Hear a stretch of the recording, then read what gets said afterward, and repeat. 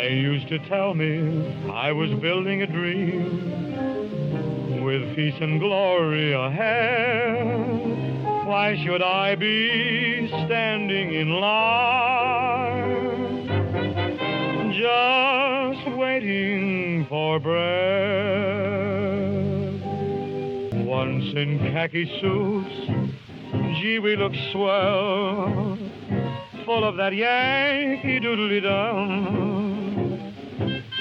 500,000 boots went slogging through hell, and I was the kid with the drum. Say, don't you remember? They called me Al. It was Al all the time. Why don't you remember? I'm your pal. Say, buddy, can you spare a dime?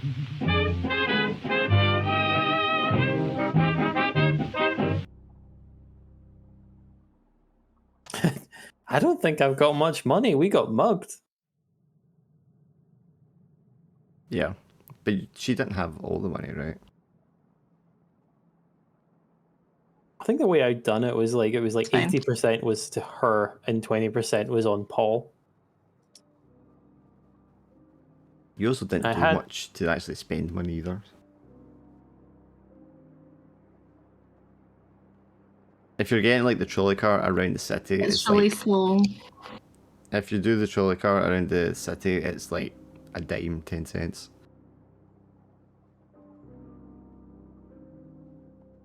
So 10 cents should get you anywhere you need to They're go in the city. slow. Why are you like... What are you doing over there?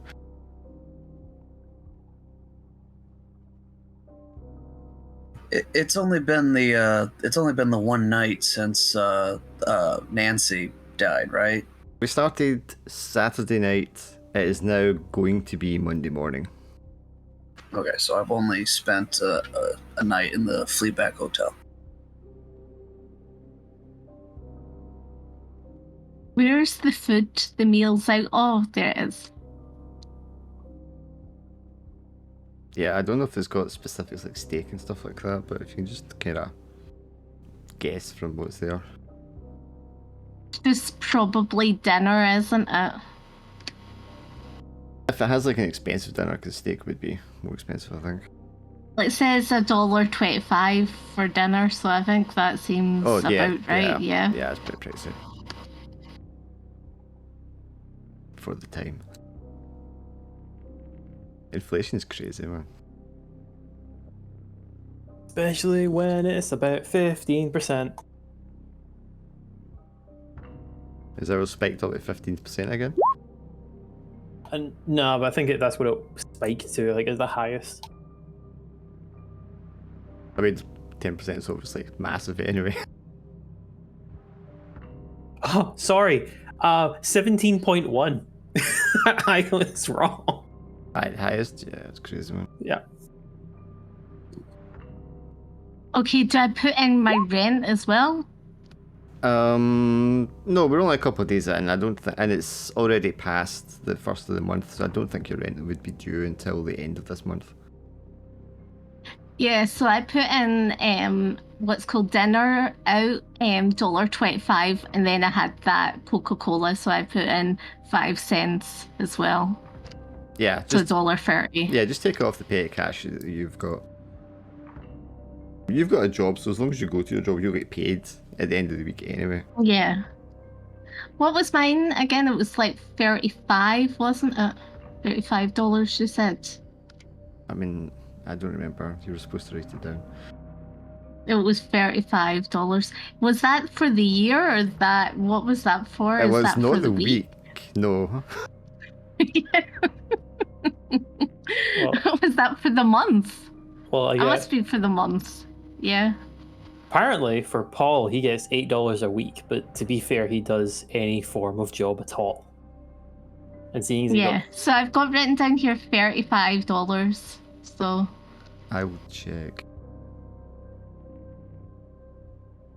But yeah, I mean, Paul, it's like a manual labourer gets about $8 or so a week.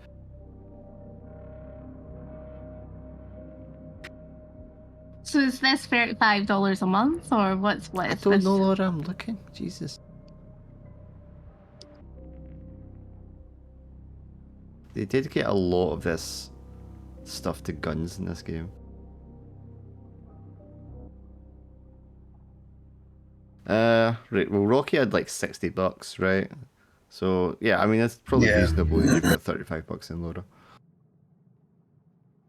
Is that a week, or is that? I think I can't remember. I don't have the Because other I'm rulebook. looking at the lodgings, and they're like quite expensive. So I would say that is probably a week. A week's wage. Yeah. Yeah, I mean I don't want to get too hung up on money, so sure. I would kind of figure someone like you would be making twice as much as the manual labourer, which would be about 16 or 20. Like you said 35. I've got it written down here. Yeah, you're starting cash 35, but you probably get paid like 20 a week or something. Okay. I might also have What? increased it a little bit because of inflation, because that is prices from the 20s and we're actually in the 30s. What see for the lodgings, what one is it for me? For the lodgings just going forward. I don't know which one suits your style residence. I think it's good hotel with service per week. So I think it would be $35 dollars a week, because that's $24. I mean, you're not actually in a So I would hotel say- though. You're in a specialist sort of residence. Okay. And it's Is probably it more YMCA? Is it more YMCA? It's not YMCA. Furnished room. Okay, right, okay. Is it more flat rent per week? Yeah, it'd be more like that. Okay, that's $12.50. So 35 is probably a week. Is probably, yeah. I need to check that computer of yours. I don't know why it's making so much fucking background noise.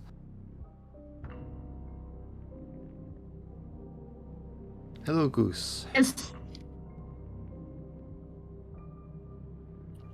Yo.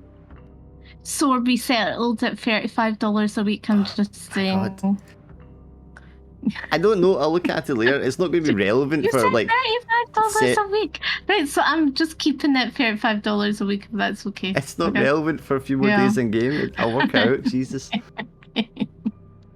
Like all of a sudden, then John just says, "Yeah, the Dark just decides, like, you know what? Just you're fired. Yes. Then you don't have money to worry about. Yeah. That solves all problems." I mean, if you're anything like your other characters, you won't go to work this week, and you will get sacked anyway. Excuse me, I think my characters did go to work They did quite not. often. You- Oh, did they not? No, your characters did not go to work. You go back and listen to Bloodied. Your character just neglected that job. Yeah. She just went AWOL, didn't she?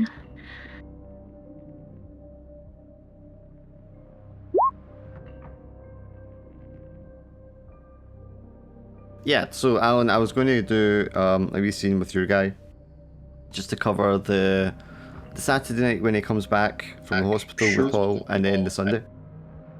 Sure. The only thing I wanted to get off you was the names of your roommates that you share the cabin with. Yeah, I was thinking. Well, I was thinking about 3 of them for now. Is that Yep. like enough, or would 3, I think, was what we thought about. Yeah. Yeah, sure.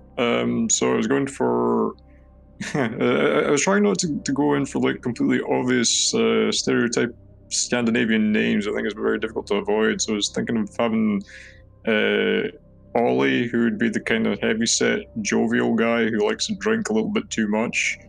Michael, who is like the really heavily superstitious kind of seafarer type. And I had a third one. God, what was his name? Oh yeah, Jens, who is the one who's like really missing going home. He really wants to go back. Jens, did you say? Yeah, it's like Jens. Yeah, Jens. that's what I thought. Yeah. Which is where Jensen comes from, I'm assuming.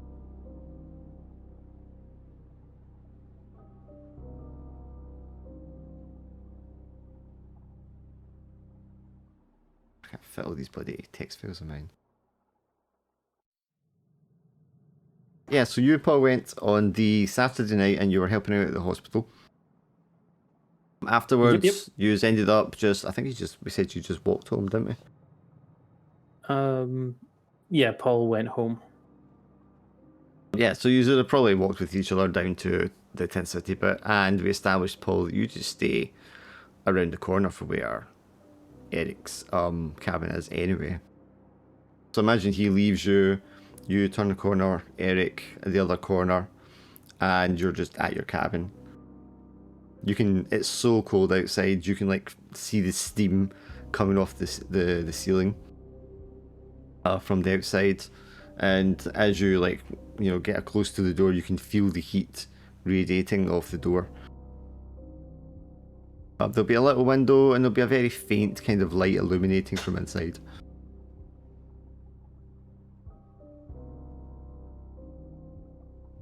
When you step into the cabin, you can hear the snoring of Ollie, which you've now become very accustomed to.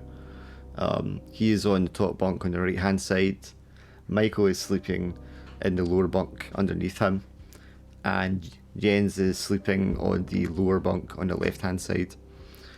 As you open the door, you instinctively know he's got his hand on the blade that he keeps by the side of his bed, and all you can see really is the light of his cigarette that he's got held in his mouth.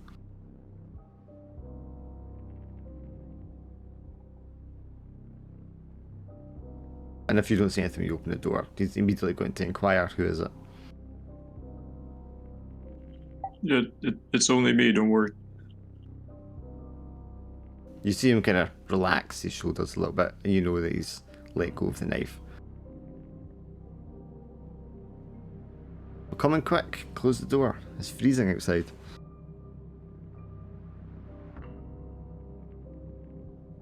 Yeah, I'll head in and try and close the door behind me as best I can. He motions to the stove to his left. Hang on a second.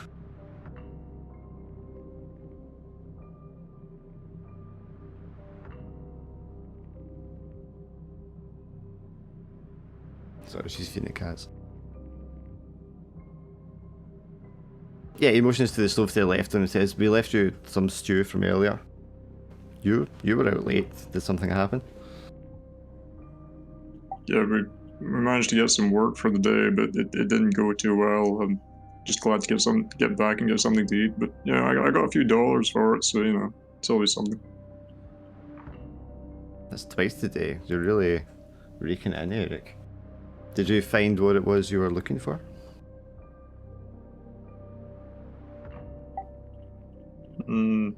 Not really. It's not been a great success today.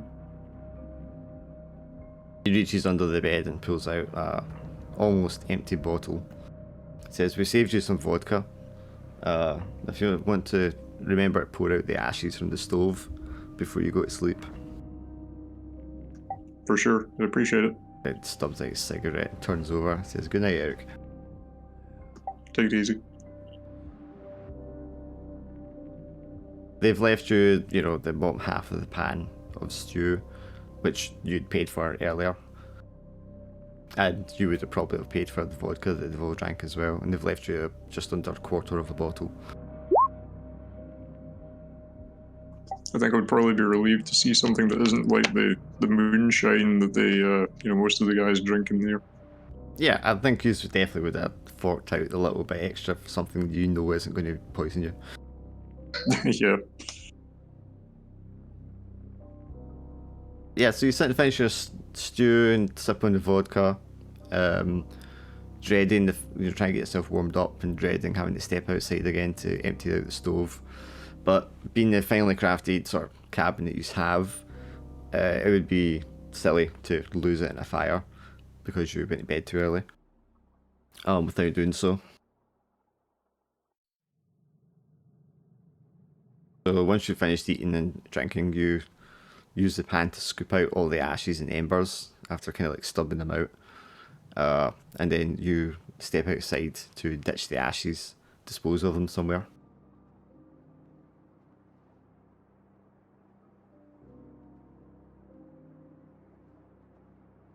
think I had this to hand.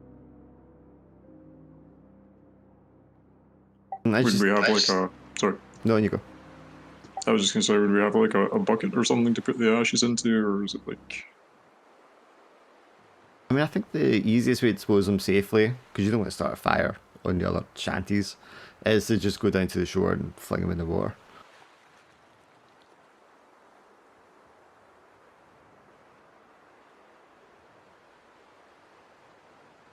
I mean, if you don't, you look around and it, you know, it looks quiet. No one, even the drunks that sit up late drinking by the campfires have all kind of gone to bed now. It is eerily quiet. You can just hear the sound of the water lapping on the shoreline. But yeah, if you don't feel like going all the way down to the shoreline, I mean, it's only take you a few seconds. You don't have to. I'll do the decent thing. I think I don't want to risk setting fire to our place or anyone else's, so yeah, I'll dispose of them responsibly. As you walk down to the shoreline, the sound of the waves kind of just quiets and goes to nothing. You can't hear the coughing, the sneezing, the sounds of people groaning in their sleep. As you walk down, everything goes completely silent, although it remains visually the same as it was a second ago. You can see a man standing on the shoreline, facing out towards the water, as if you're not sure if he's taking a piss or just standing there staring out. From the rear, it looks like he's got a long green jacket on. I'd probably be a little bit troubled by this, but you know, I'm probably just gonna like quietly dispose of the ashes and try to leave them to it. Yeah, what kind of distance would you keep between you and him? You know, probably a reasonable distance. Like, no, I wouldn't like go out of my way to avoid him, but at the same time, I want to keep, you know, like a good, I don't know, what, 10 meters or something, you know? Okay, quite a distance. Yeah, I wouldn't want to get too close or anything. I'm probably just So, going to assume that whatever he's doing out here, probably wants to be left alone if it's the middle of the night and everything, so. yeah, you can probably tell just by the moonlight as well that he's got very light grey hair that comes down to quite long for a man at this time period. Probably just kind of like below, not below the shoulder, just above the shoulder. But you can't see his face because he's staring out towards the water. And something must be up with your hearing because you can't hear the waves at all, even though you're right here by the shoreline. You do notice that he's standing ankle deep in the water. I think I would probably be a bit concerned for the guy. I might try and get a slightly closer look, but without going super close to him, just to make sure that he's like, you know, not in any obvious trouble. Okay. Would you speak out to him, yell to him? Yeah, I think I would just shout, you know, without being like too, without being like too panicked or stressed or anything. Just, you know, kind of, yeah, are you okay out there? He doesn't respond. He just continues to stare out. You're sure at this point that the waves aren't even waves anymore. The water is completely still and is not moving. The natural ebb and flow of it on the shoreline is stopped.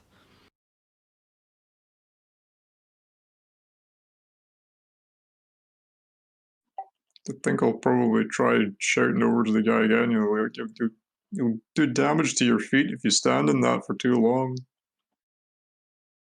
You hear a sound echoing out from across the water.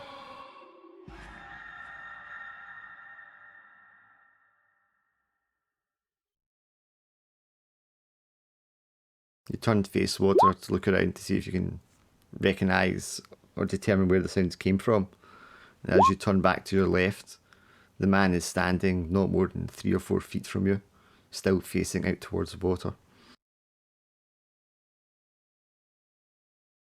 I think I'll probably take a couple of steps back at this point. Maybe just moving gently back towards the shack, but kind of keeping an eye on the guy. Just clearly something is up. Yeah, you take a couple steps back, and all of a sudden you can hear the gravel under your feet. The waves begin to move. Sound of the wind returns. You just blink, look away for just a fraction of a second, just to check your footing in the darkness. But when you look back up, the figure is gone. Yeah, that's a bit troubling. Does the distant figure bear any resemblance to the body that I tried to put into the water the other day? I mean, not seeing the features in the face, I don't know if you'll know that. But the hair perhaps does look familiar, yes. Yeah, I'll probably try and hurry back to the shack at this point. Yes, you hurry your way through the various parts of the shanty town, back up to your shack, throw open the door and rush inside quicker than you would normally. Yeah. Do you want to roll against your stress for me? Sure. Is that 2d6 or Just one dice. just one dice? One dice. If that is equal to or higher than your current stress, you would increase your stress. I think I was possibly on 2 before. I'm not sure. I'll need to check my sheet. So It's not going to do anything until you've maxed out anyway. Or, well, 5 kind of has an effect. yeah, I was on 2 before. So is that? So you're fine. Yeah, if there's a 2 or more, you need to worry. Okay. I think that's what I've written anyway.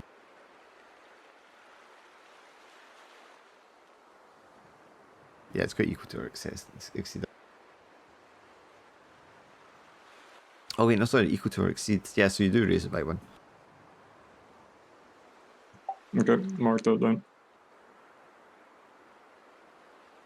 Yes, you crawl into the top bunk. All 3 men are kind of softly sleeping away. You can hear Ollie, who's snoring, turn over. And for most people, that would mean that he stops snoring, but it just means he snores out the other nostril. Sounds like Ollie. He kind of like moves his head like he's looking around to see what the noise was, but then he just kind of like puts his head back down and goes back to sleep.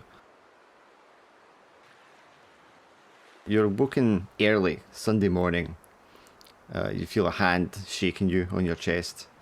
You don't feel like you feel like you've hardly slept at all. You can see the face of Jens, just like one hand on your chest saying, "Get up, Eric, come on, it's morning." Yeah, okay. I'll probably like sit up with a bit of a start, but be kind of relieved that it's only us. You can see that they've made some oatmeal porridge. And he gives you the bowl over after he's finished eating his share. Thanks, appreciate it. I was going to go along to the docks today, get in early.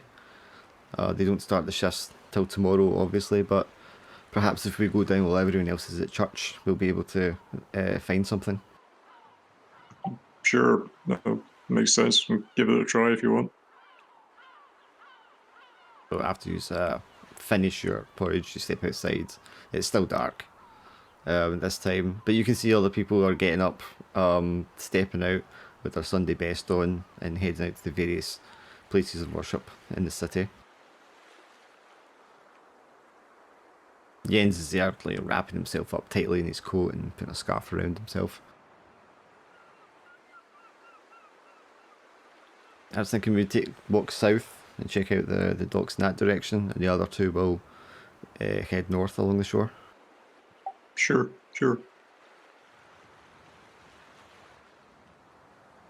Just go off, maybe 30 minutes later or so, you're at one of the main docks to the south of your part of Red Hook. It's quieter than it usually is. There's a few ships docked. You can see stuff being loaded and unloaded. Security is lighter than it usually is. There's a lot less workers than there usually are. There's only a couple of vehicles lying around.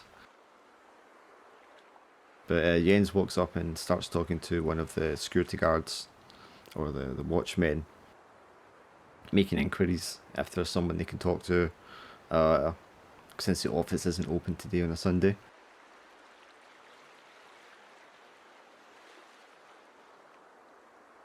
He comes back after a few minutes. He says, well, the guy, he says the office isn't open today, so we can't book a shift ahead of time. But he says he's got some guys coming in to do something a little off the books, if you're interested in helping them out. It's just unloading, I think. What do you think? Do you think we want to go for it, or how do you feel about it? Well, he looks back, pulls out one of his cigarettes. So he's taking all the risk, so I figure if we're just helping out, it's not going to make any difference for us. Okay, we'll give it a go, but if it seems like anything too... If they're doing anything, like, clearly illegal or anything, I think maybe we ought to give it a miss. He nods, says agreed, I'll tell him. He goes back, and then he comes back to you a few minutes later. He says, okay, we need to walk along to Pier 4. He says there's a steamer there called the Peaceful Dream.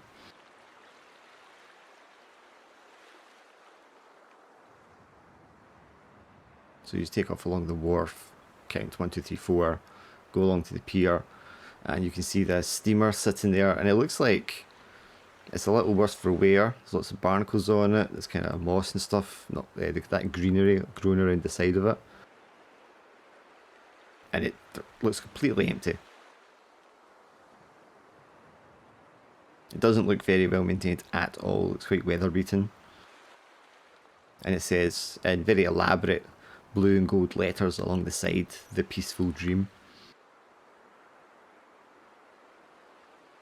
But you can't help but think that the ship doesn't look like it sails like a dream at all.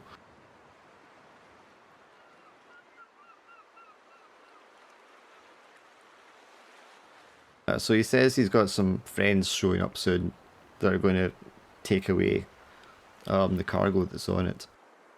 And he says this one's been sitting here for a while and it's been abandoned. Maybe they've gone bankrupt or something. Seems reasonable. I guess, it happens a lot these days. Should we look around before they get here? Yeah, it couldn't hurt to have a quick look around just to see if there's any obvious sign of what it is we're dealing with. Nods and puts out his cigarette. I don't know if they're stealing from it or if it's just, it's been taken away somewhere. But maybe there's something, for us that we could take alongside while we're in there. Seems fair. So imagine you know your way around the ship and you're able to get on board and find your way down to the cargo hold quite easily. The doors aren't locked. One of them will be kind of like sealed over, but it's something you just manually unlock and twist around to get the door open. And the door clicks open, and then clunk echoes out and slides open. Jens leans into the storage room and starts flicking the light switch. Click, click, click, click. But the light doesn't come on. It's like, damn it. And he pulls out one of his matches and lights a match. Very faintly, you can see the outline of several rows of large crates. Some of them with netting over them to hold them in place. Is there any obvious marking on the crates at all that we can see given the poor light? Or... So your guy smokes as well, don't you? So you'll probably have matches too, or a lighter even. So.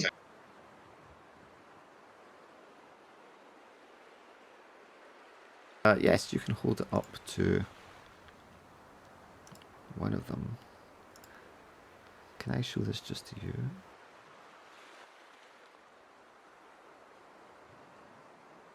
Yes, you hold the light up to one of the boxes and you can see a manifest has been tacked onto the side of it.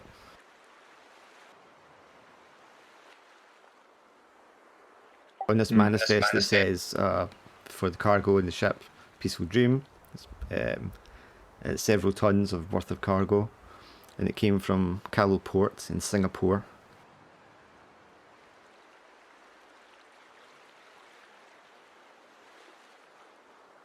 You look around the side of the crates and you can see stamped on the side of the crate, it says 1926, which means it's taken a very long time for it to get here.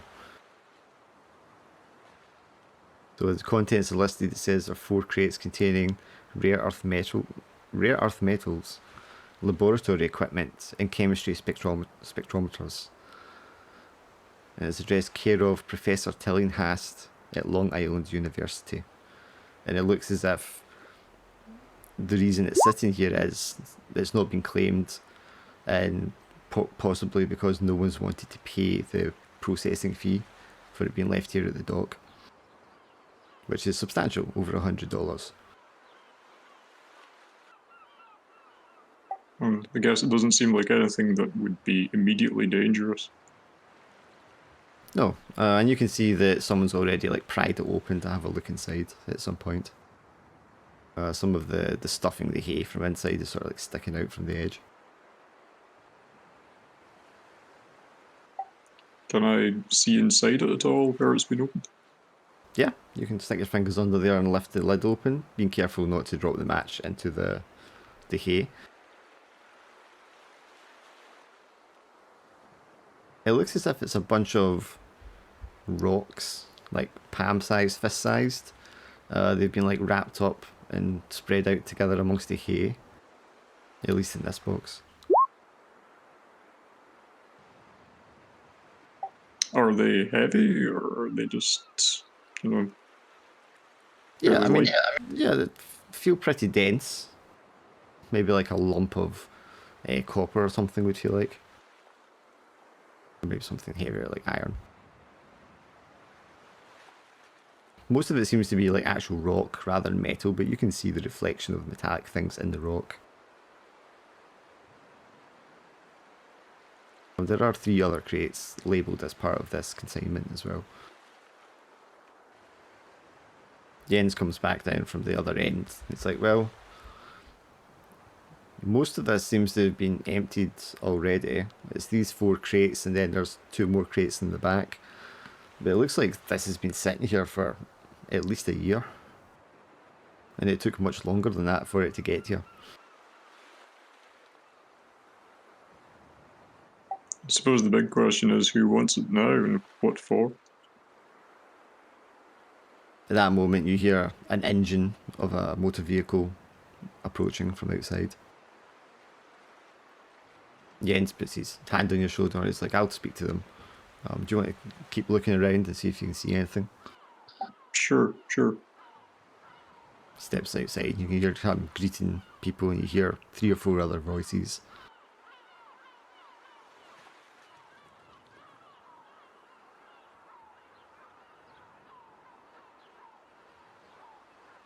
Would you like to snatch the manifest to take with you? Yeah, might as well take the manifest. Yeah. Leave that in your one. Yeah, so you're in there alone, 4 crates. 2 other crates, much smaller, at the far end of the cargo hold. As well as a bunch of like fishing gear and barrels and flotation devices that have just been kind of shoved in one corner.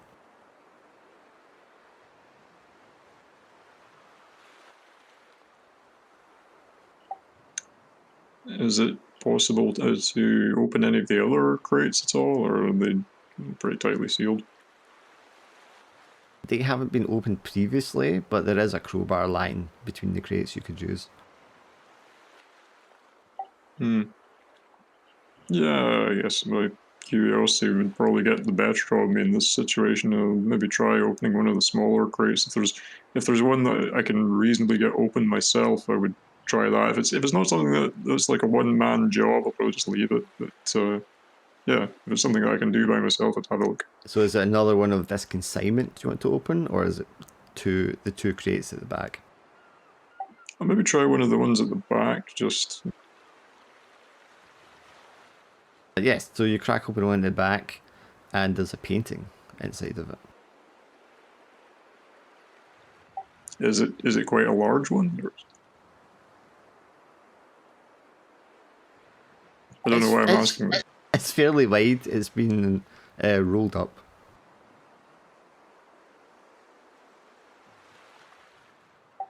Can I like unfurl it and have a look at it? Yes, you unfurl it, and it looks like a landscape, maybe Dutch or German kind of landscape, judging by like the flowers and the terrain of it, and the building style. It's all been done in like watercolors.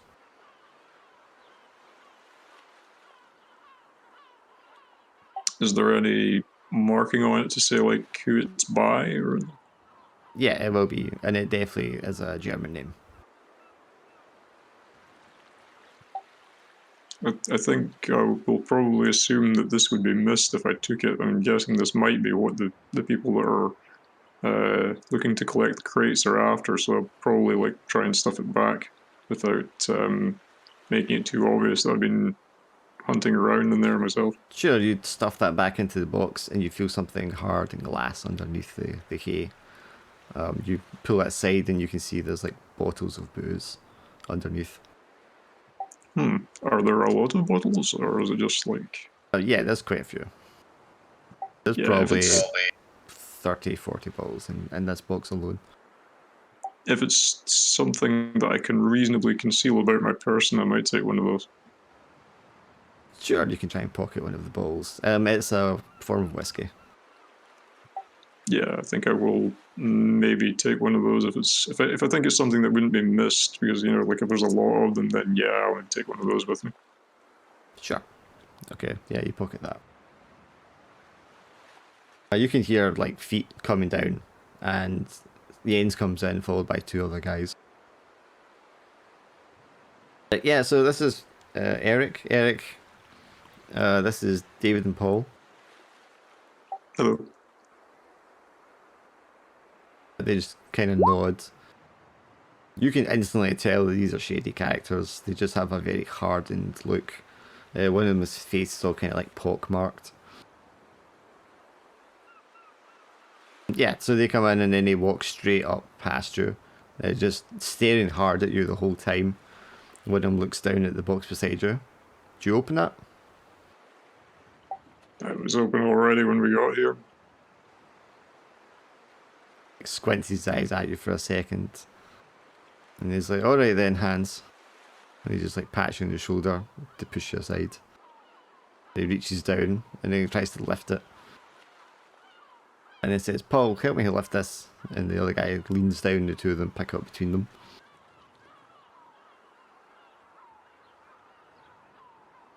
They sidle away past you and Jens.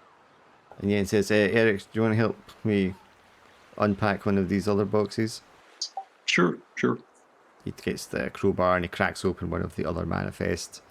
The panel falls flat off the side.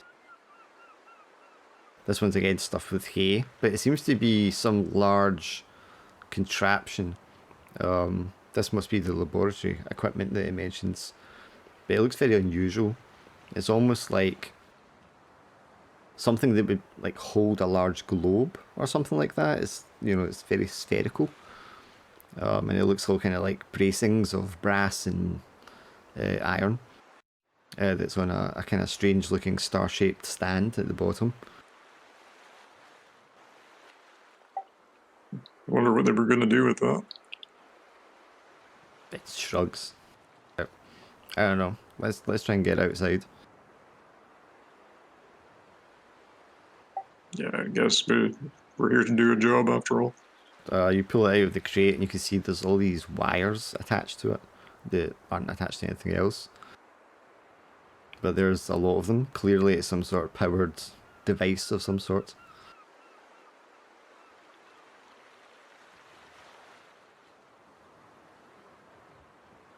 It's quite heavy though, and it takes you two of you some effort to kind of maneuver it around to get it to the entrance. And just as you're about to take up the stairs, the other two men come back in, and they're like, "Whoa, what are you doing?" No, we're just shifting the box, you know, that's what we're here to do. Oh, we don't need that garbage. You sure? Yeah, put it back. Okay, sure. Some schmucks just left that. That's not what we're here for. Go up to the crew quarters. There should be another couple of these smaller crates there. Sure.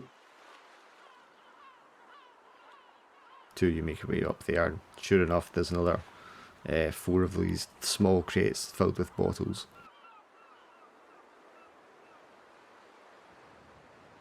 You start taking them down one at a time, down to the vehicle and loading them up. Once the 6 boxes of bottles are loaded up, the guys go into one of the crates and take out a bottle and give it to you. It's a little parting gift, and then they give Jens a handful of notes. Much obliged. They just kind of grunt. They're like, "All right, safe travels." And they all hop in the car and drive off. The whole thing doesn't take more than 20 minutes. Probably not even that, probably like 15 minutes. But Jens kind of looks at you, he's like, "That's a lot of scrap metal in there." Yeah, I mean, it's got to be worth something to someone, surely. Do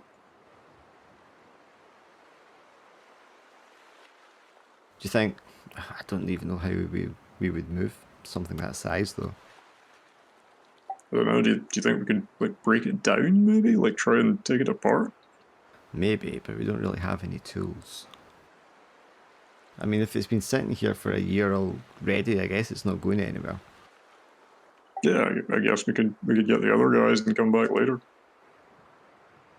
Maybe, yeah. Oh well, we did well today. And he takes the bottle off you and throws it up and catches it. Easy money, I guess. Is there anything else you want to do on the boat before you go?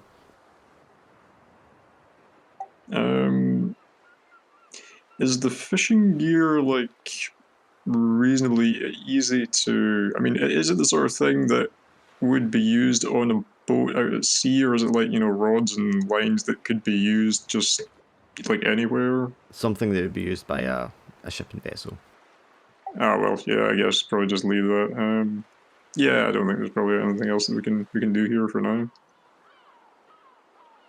Sure, so you guys make your way back to... Well, you go along the other docks, see if you can find any other jobs, but they don't have anything on offer.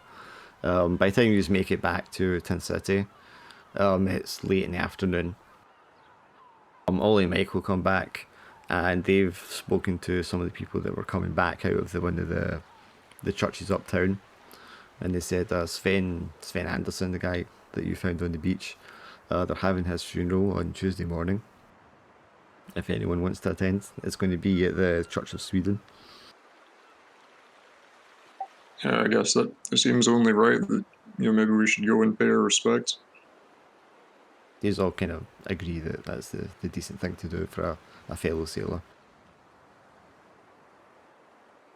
The rest of your Sunday is pretty uneventful.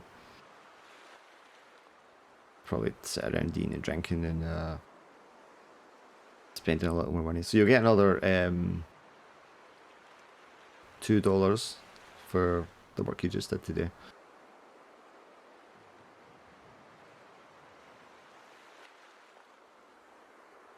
Yes, and that evening again uneventful, and that'll take us through to Monday morning where everyone else is.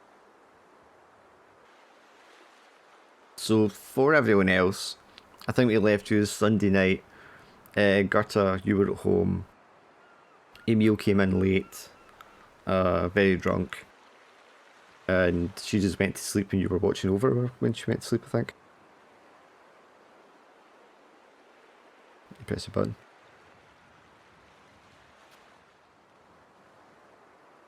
Yes, I was watching over.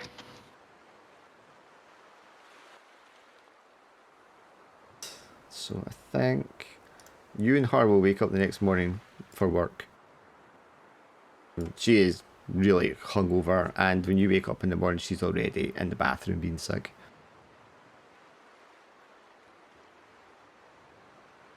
Oh, well, you would drink, wouldn't you? In between heaving and spitting, she curses you for,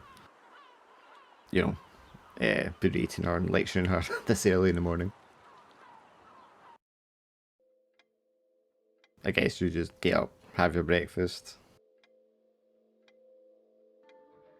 I just leave a note as well to say that Paul is coming, about the job, if there's any jobs going.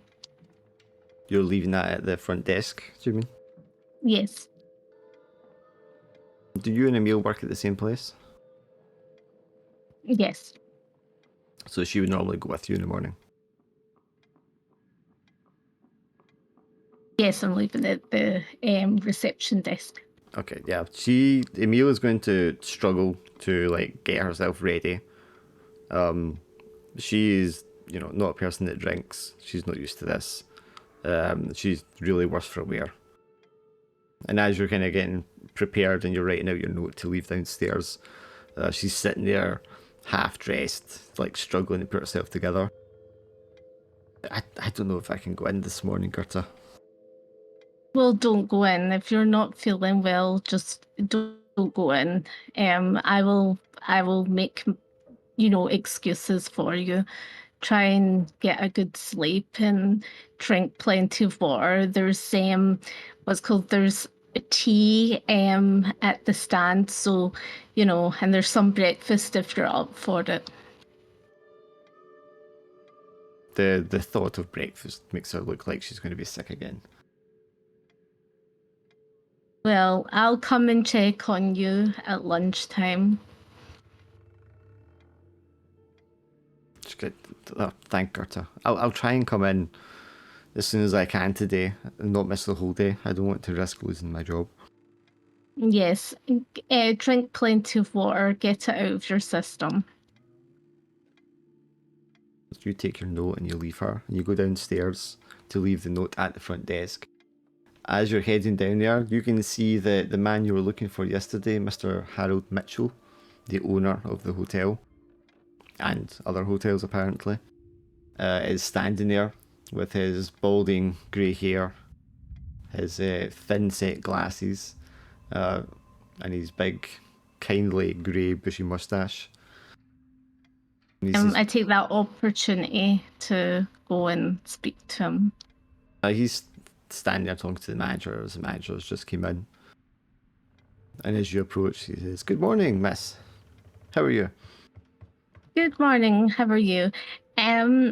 My friend Paul, he's looking for a job, so he might come in this morning to ask if you need a handyman or anyone to do odds and bits and pieces in the hotel.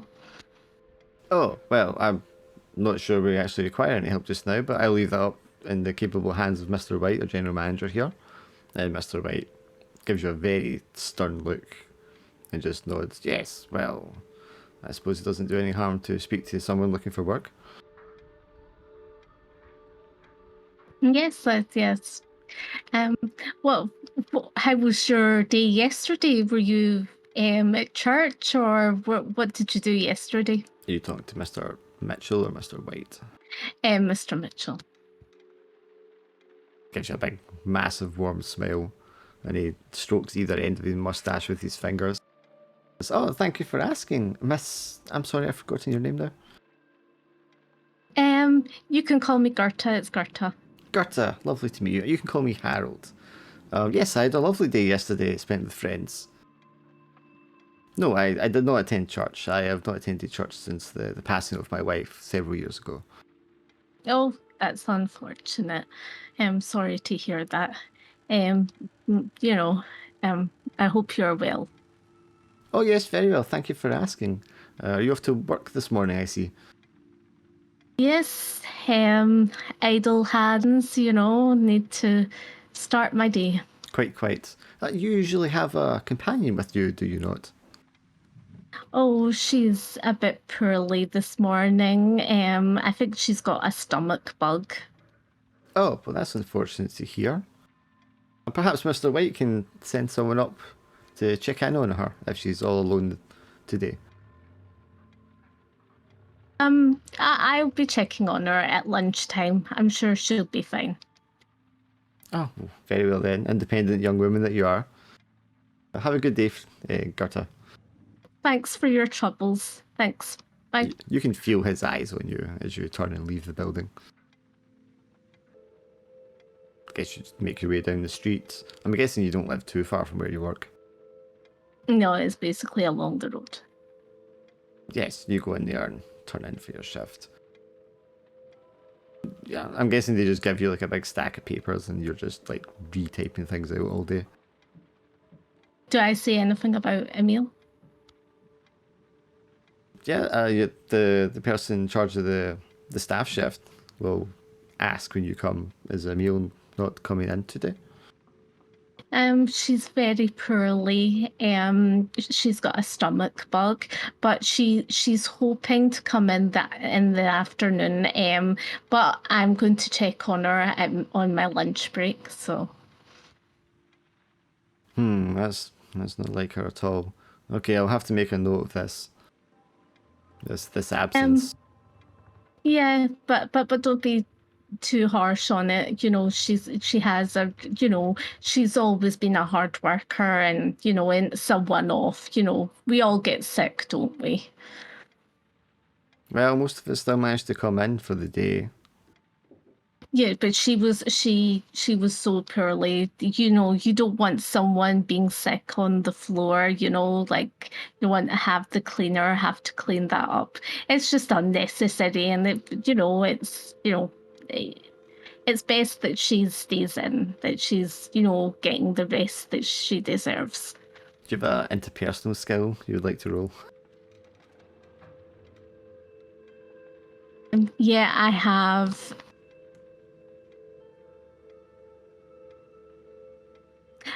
I have charismatic and understanding, but there's attractive as well. So could I roll 2d6? Those are traits. That gives you 1. I have negotiation as well. Negotiation is, I think negotiation kind of works here with one of them.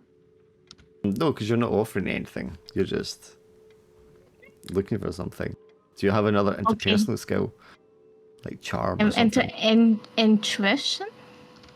No. Okay, so just 1 dice then, yeah. Okay, if you don't have another skill, yeah. Alright.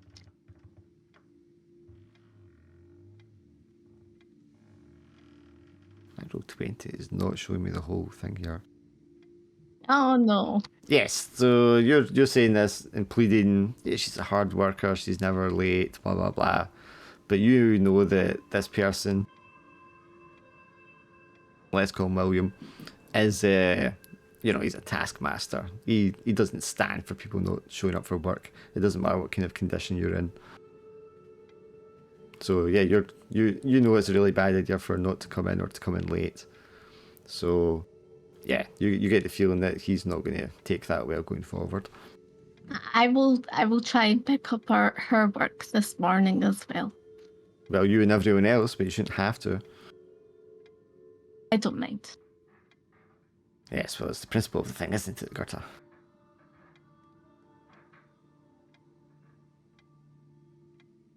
Yeah, so you're going to do your shift and you're going to check up on her at lunchtime. Rocky, you were not sleeping in your apartment. Yeah, I was in a flea hotel.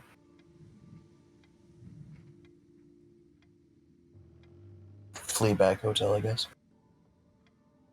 Yeah, you wake up in the morning, you can hear the pipes of the heating trying to kick in, but the radiator is stone cold, and it's a very drafty room that you're inside. So you feel like you might have been better sleeping in your car almost.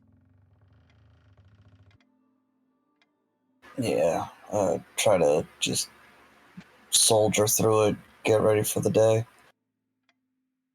And what is your plan for the day? Given that you're not comfortable returning to your apartment, you've still not found your wife. Yeah.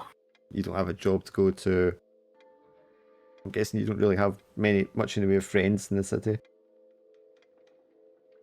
No, probably not. Not any reliable, true friends.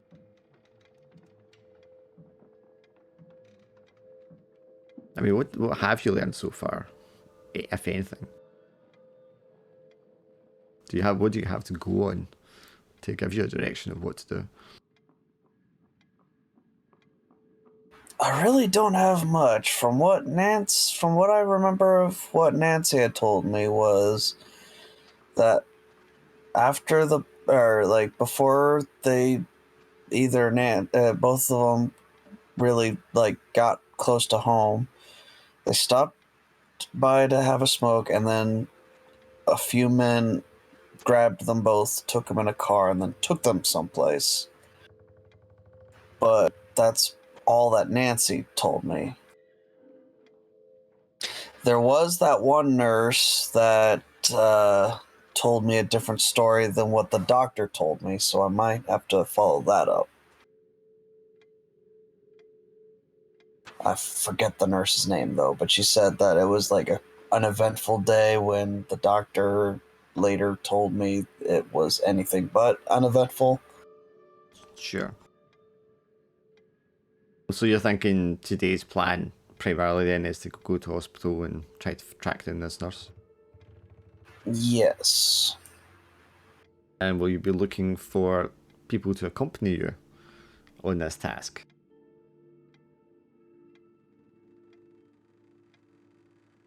Of course, Paul and Gertrude were the ones that accompanied you yesterday to the hotel to investigate. Yeah, I might. I mean, Paul's definitely had experience with some weird shit going on.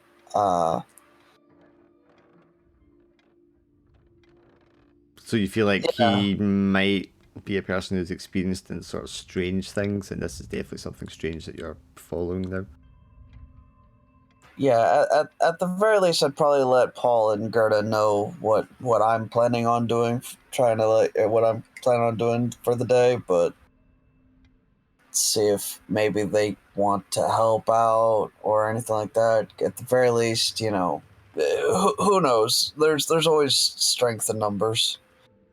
So you know where Gerta is, I think, because you dropped her off before. And you know Paul's one of the homeless guys in Tin City. Yeah. Why can't I see all the text in my Roll20? It's annoying. Stress numbers. Okay, so if you want to go find them, you're going to go swing by Gerta's, or are you going to go down to see Paul, or what? I'll probably try Paul first, just because I don't exactly know where to find him or how to get a hold of him, and then I'll try to swing by Gerda's place. Okay, so you get in your car early morning again. I guess you can grab a coffee or something on your way. Yeah. You get in the car and you've got that slightly unshaven look as you see yourself in the mirror. And you don't look like you've slept well for a few days. No, definitely not. And you've got an uncomfortable kind of itch about you from sleeping in that bed.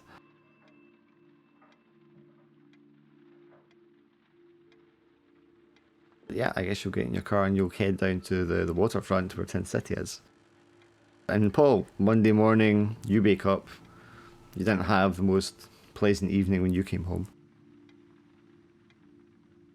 I don't know if he would have got much, if any, of a sleep at all from the mugging. Probably just interspersed with him sitting up and probably has naps every so often and gets jolted awake by someone walking by outside. Yeah, and to compound the fact that you weren't sleeping very well in the middle of the night, it sounded like a cat was like screaming because someone had killed it or something.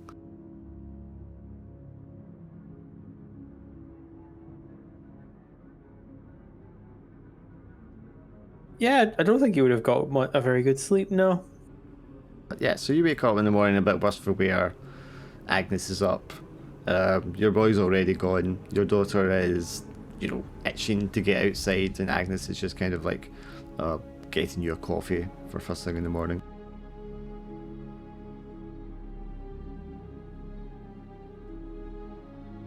I'm going to go down to the church centre today, Paul, and see if they need a hand out there. I'm trying to scrounge up a few things. Are you just going to go down the docks again, or? Oh, I'll do the... He takes like a big sigh as he sort of rubs his temples, trying to fight off the sleep-deprived headache. I'm gonna take the regular route and try to see what work's happening for today. Do the docks, do the cargo to the warehouses. I think that's a fair idea going to the church.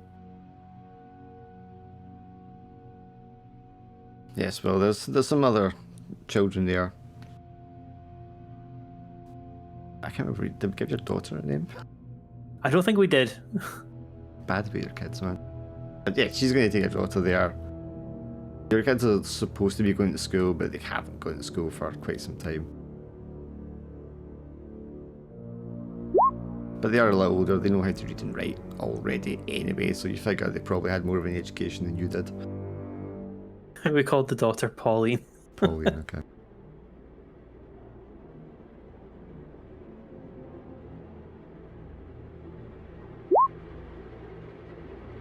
I was thinking maybe Paula. What was your son's name? Paul. Paul Jr. Paul Jr. He's just trying to fit in American. I'm pretty sure we had a fucking name for him. There's a lot of Pauls in this game. It's a very common American name, apparently. I mean, it's a good Bible name, isn't it? Yeah. Yeah, so Agnes kind of just grunts and puts the coffee down in front of you. You get the feeling maybe she didn't sleep very well, but she's obviously not in a great mood either. And she kind of just like picks up her bag and things and wraps a scarf around her and says, "Okay, on we go. Now, good luck." And she leaves you sitting there alone with your coffee. Probably just sort of takes some time and he just sort of sits. And his eyes will wander over to sort of like the cool figurine and stuff, probably staring at it for a while. Yes, as you stare into the black, shiny surface of the coal figurine, your mind is taken back to dark underground passages where you were, where the walls felt unnatural and shiny and slimy and flesh-like. And then the sound of gunshots and screams, the woman in your arms as you rescued her from the vaults. And then a seagull calls outside and snaps you out of the trance. I imagine Paul from the outside probably has this look like it's not even remotely phasing him, like it's a very stoic look. But if you try to measure his heart rate probably spiked horribly. Used to all these nightmares. For some reason, Eric, after you've gotten up this morning and headed out to go look for more work to gather more money, you find yourself standing outside Paul's front door, and you're not even sure why.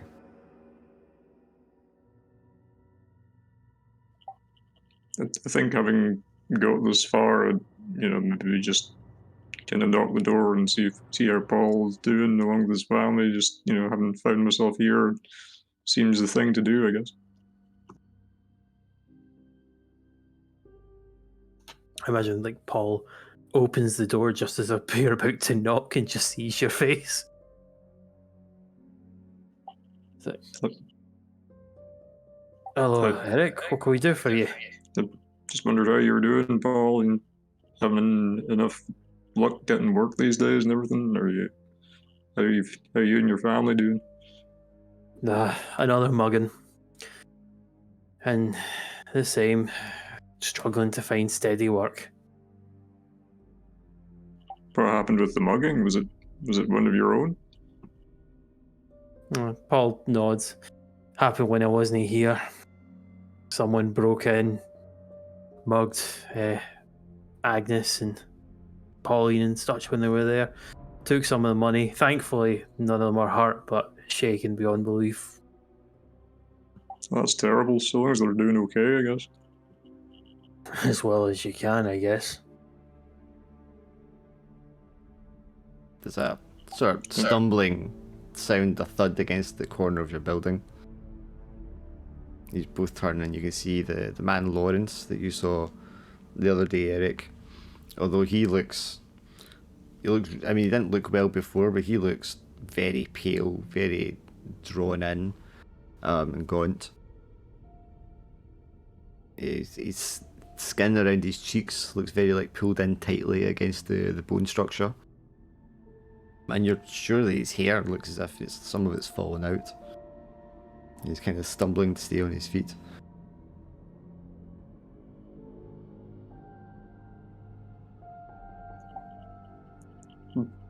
Lawrence, are you all right? What's happened to you, man? He kind of blinks twice as if he's just kind of realising where he was.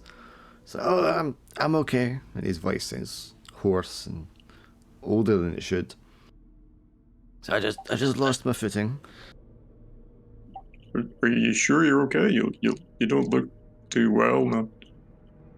Oh, I just need to get some food in me.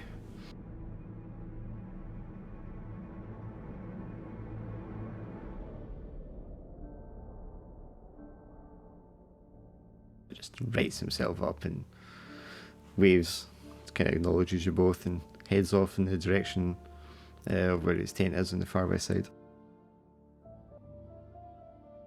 Making new friends, I see, Eric.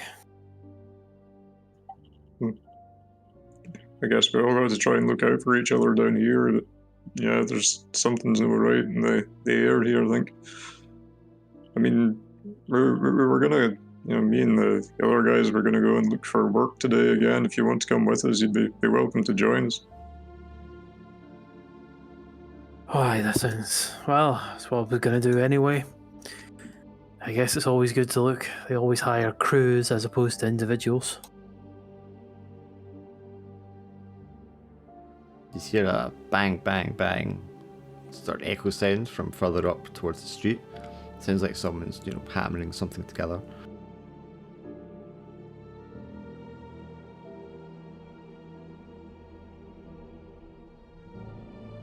Probably try and move around to get a better look, see if we can see what the noise is. Yeah, you just walk up to the end of your quote-unquote street to where the main actual proper roadside is.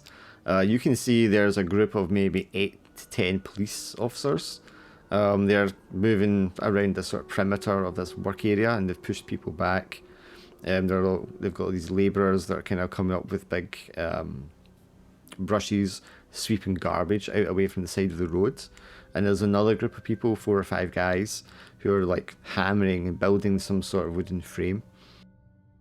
It looks like they're setting up a platform or a stage of some sort. The cops are just kind of pushing people back, and one of them gets on his whistle and starts blowing into it hard. Okay, everybody, stay clear back. Work in progress up here, city work. Yeah, this doesn't fill me with confidence. Rocky, you'll come down the street in your car at this time. You can see, straight away your eyes spot the cops. You can see people sort of like building a stage, a wooden framework of some sort. And then off to the side of that, there's a few of the locals. And you recognise Paul right away, being the large man that he is. Yeah, I'll park it somewhere kind of close by and make sure I got my hat and my coat on. Try to kind of hide my face a little bit, but I'll try to get as close as I can without being spotted by the cops. Try to see what all the fuss is about.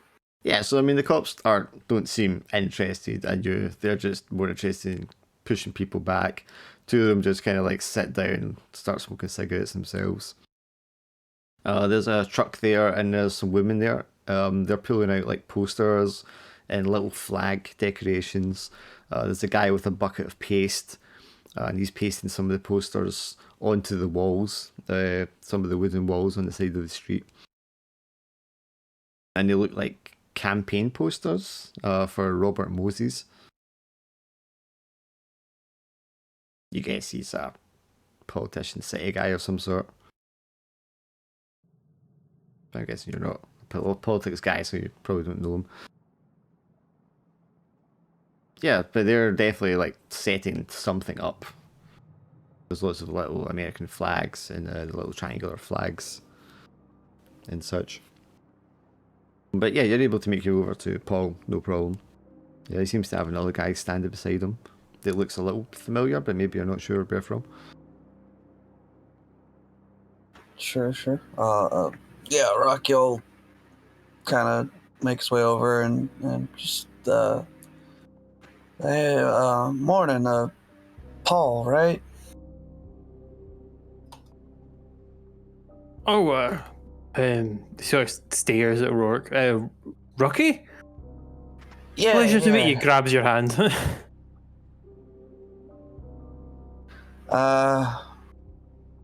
So I did some digging around.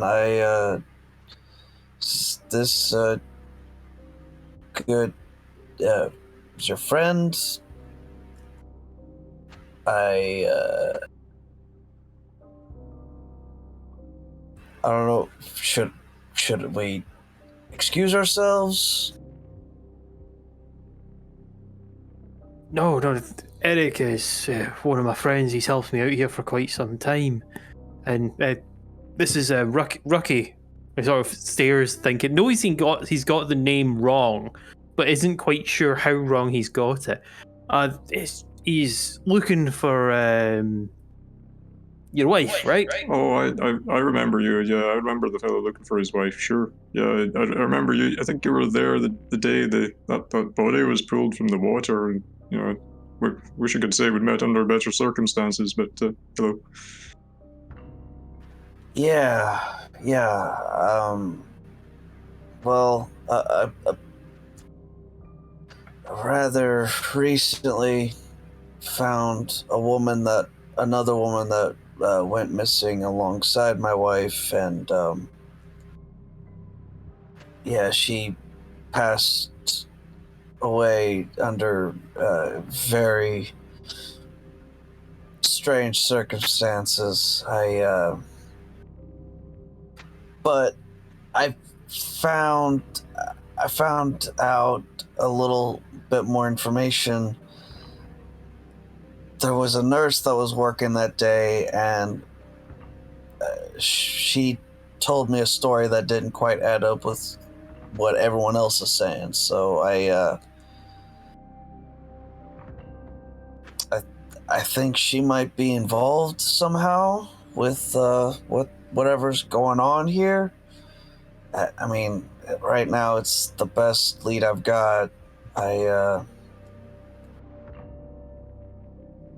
don't know if you would be able or willing to help out. I really need to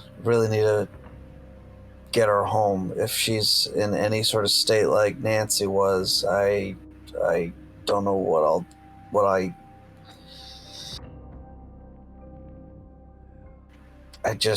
need to bring her home. Paul's heartstrings have been tugged. He just sort of nods. Of course, I'm sure we can help where we can. Right, Eric? Yeah, I mean, what do you want? What do you need us to do? I mean, we'll do anything we can, really.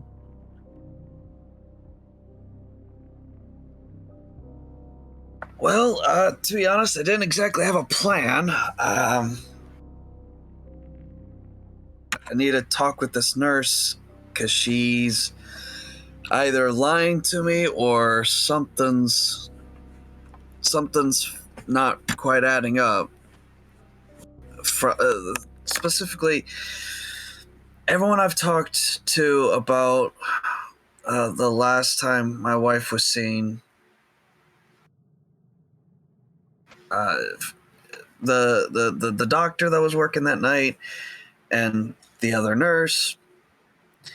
The doctor and everyone else was saying that it was a very busy day, kind of a hectic day. My wife was helping out Nancy, who was a friend of hers, and the doctor even wrote her a little thank you note for helping out. But the nurse, whenever I had talked to her, said that it was kind of a boring day. I mean, I don't know why anyone would want to lie about a little detail like that, but it makes me wonder if she's somehow involved. So at the very least, step one is try to find where that nurse is and confront her about why she would lie about that. Did you get her name? Do you know what her name is? I'm sure Rocky was told, but I can't remember. You want to roll a dice for me? Charlotte Hemming. God dang! All right, yeah. Charlotte Hemming. You guys may or may not recognise the name because she is one of the nurses that comes down on a Thursday as part of the hospital's charity outreach project. So you may have talked to her or recognised the name or part of the name. Just unfortunate it's only Monday, otherwise we could have seen if she came down if it's part of the outreach. Well, maybe we head up to the hospital and see if we can find her there. Sounds reasonable. Sounds like a broad plan. I mean, I've got some money. I'd be willing to help. Pay you guys to help me. I mean, couple extra eyes, couple extra hands. I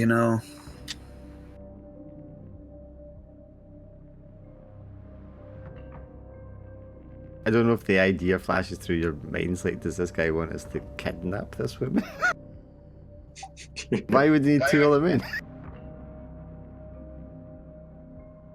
I mean, I'm thinking Paul would probably take this as he is desperate to find his wife and is trying to make sure he gets the help rather than being hired as help for kidnapping. I think that's how Paul would probably take it.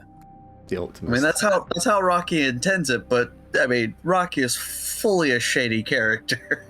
Yeah, I'd be a bit suspicious at this point. I mean, I'd be willing to go along with it because I want to help Paul out, but at the same time, I'm a little bit suspicious about what's going on. So.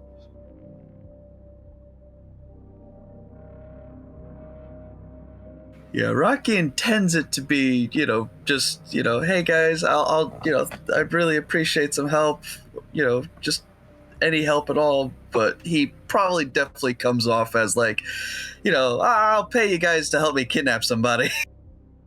I gotta see this chick and I need some help.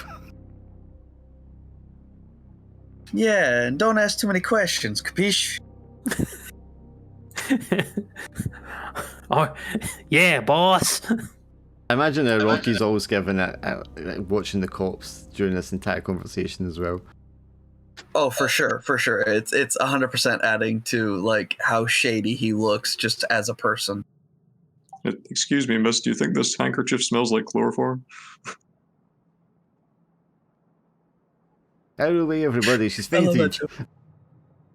I love that joke.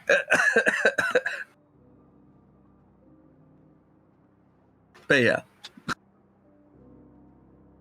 Okay, so you guys are going to go with Rocky and his motor vehicle. Are you going to swing by Gerta's as well? Or would you not feel the need to get too many people involved at this point? I don't know. I mean, for one thing, Gerta's, is nice and, It might look less like Yeah. we're going to kidnap someone if we brought Gerta with us. Well, maybe, but also I feel like even in this day and age, probably someone would be more likely to talk to a woman than three shady, burly guys. Yeah. Like, especially a very attractive-looking woman like Gerta as well. Yes. So, I think I'll get in the car and then try to swing around, pick up, see if Gerta. Sure. So you guys, you know where, I think you dropped her off before on the Sunday night anyway. So you know where she stays at the women's hotel. You go down there and you can see there's two men in the lobby talking when you get there. And you've probably heard her mention at the hotel when you were at the Hotel Buzzard about her boss. In fact, Paul, you'd been here anyway because you'd asked about my job. Oh god, yeah, you did. Yeah, so Paul's 100% been here already. Yeah, so you recognise that's not the man you spoke to yesterday. Well, neither of these men are. One's an older guy. The other one's probably kind of late 30s, early 40s. But yes, they're standing when I'm smoking a pipe around the lobby, just sort of like having a talk and a laugh, it looks like. Hi, excuse me, gentlemen. I'm looking for a woman that might live here. Gerta. Oh, well, yeah, we have plenty of them, son. The two of them are laughing. Right, yeah, hilarious. Her name's Gerta. Oh, yeah, Miss Nordstrom. You just missed her. She just left to go to work. Charming woman. Yeah, the best. Where exactly is that? They both kind of look at each other for a second. I haven't damn this boy. I'm sorry. Are you a friend of hers? Are you the chap looking for work? No. No to the second one, yes to the first one. Long story, a bit of a hurry. Thank you, have a good day.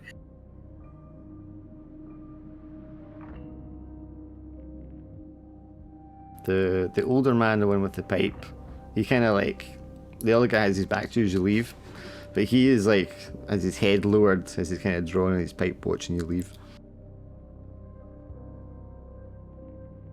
And that was the guy that wasn't talking to me? Yes. The older gentleman. Paul, since you're here anyway, are you wanting to ask about the job? He would definitely step in going, I believe asking for the job would be myself, good sir. Oh, yes, quite. So you're a friend of Gerta's as well? Indeed, I've met her from her work with the down over at Tin City, and she did say that I could come and at least introduce myself. Looks a little confused for a second. Is it Tin City? Oh, you mean the Hooverville? Yes, quite. Oh, one of those gentlemen. I see. And he shares a look with the other guy for a second, and the other guy just shrugs his shoulders a little bit. Well, guess there's no harm taking your details. So I'm assuming you don't have a place of residence, Mr. Cummings, and well, I do have a residence. It doesn't have an address. You'd be correct. Yes. Yes. Well, that's unfortunate times for a lot of people. So, Mr. Cummings, what's your previous work experience? That's quite an accent you have. Are you Irish? Close. Scottish. Lots of heavy lifting, joinery, done some electrical, and he starts like rhyming off a bunch of odd jobs that he's done. No, I take it you mentioned you're a miner as well. Yes, like that's how he starts off. Like he mines and stuff like that, and carpentry and all these aspects. And how he's done so many jobs. Yes, I mean, we do have a handyman in the building already, but I will certainly keep your details on file.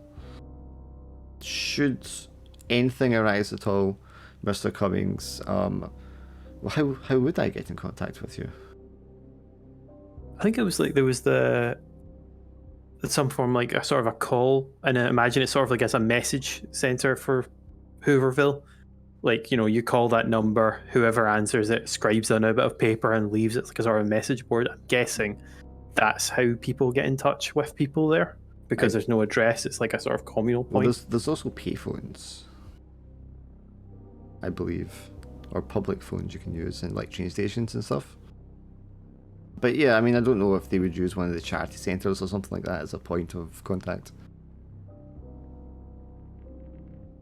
Like, I mean, like, yeah, let's see, for talking sake, maybe the Salvation Army, since it's involved already. It's just some form of contact. Yeah. Point. So, okay then, Mr. Cummins. Yes, I will certainly keep you on file, and a recommendation from Miss Nordstrom as well.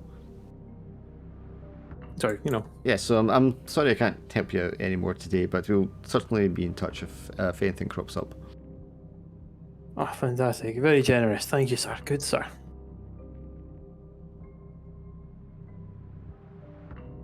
Sort of goes off to follow wherever Rourke went. As you're leaving, a young woman with pretty looking dark hair comes down the stair. She looks as if she's in a rush and she kind of stumbles down the last couple of steps. Depending how close Paul is to them, probably tries to reach to sort of catch her in case she's about to fall. I don't think you'd be that close. Yeah, you move to like instinctively go to help her, but she's already kind of like sorted herself out. She pushes open up the door and enters the lobby proper. Says good morning to Mr. White, and then has a brief exchange with Mr. Mitchell. And he comments how he's already seen her twin today. And she replies, she seems to like not really hear him. Maybe she's preoccupied with where she's going. She sort of eyes you and Rocky up and down a little bit as she walks past. She looks kind of pale. She's got makeup on and stuff, but you can see underneath it she looks a little kind of pale and unsteady. Excuse me. Resemblance to Nancy's condition the night that I found her. Your mind might go that way, yeah. Just as she's about to leave, Mr. White shouts out, "Oh, Emil, these are Gerta's friends. This is Mr. Cummings and Mr. and he points at you, Rocky. Rickaby." She looks at the two of you and she says, "Oh, you know Gerta?" Yeah, we're she's helping me out with some things. I believe you and I have actually briefly met outside of that speakeasy. Oh, she turns around nervously, looking at two men behind her. I'm not sure I know what you're talking about. You must have me mistaken for someone else. Yeah, I tend to do that frequently. Are Like, you she feeling all right, ma'am? Yeah, she hooks your arm with her arm and pulls you to get you outside. But perhaps we can talk a little outside.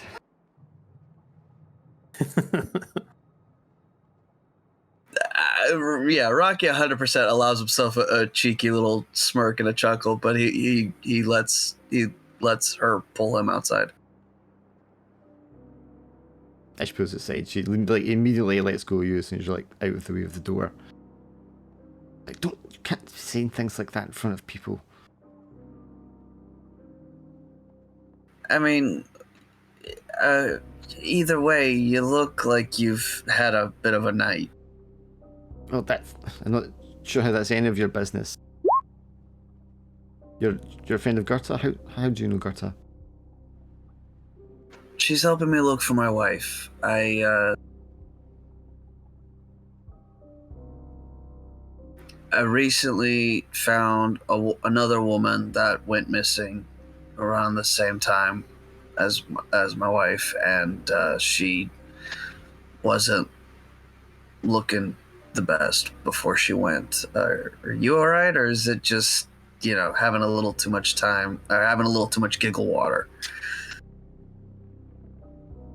She looks a little kind of mix of embarrassment and annoyance. I'm not sure that's any of your business at all. Perhaps you could be a gentleman and give me a right to work. Well, it would if, you answered my question. Very well. Which car is yours?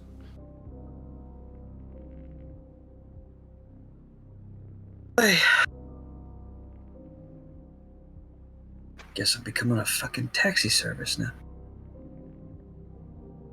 There's a moment when she realizes there's like 3 men involved with this car, and she sort of hesitates to get in. I promise you that it's nothing. We were here to simply pick up Gerda because she's helping me out. Well, okay, it's only a few blocks down the street.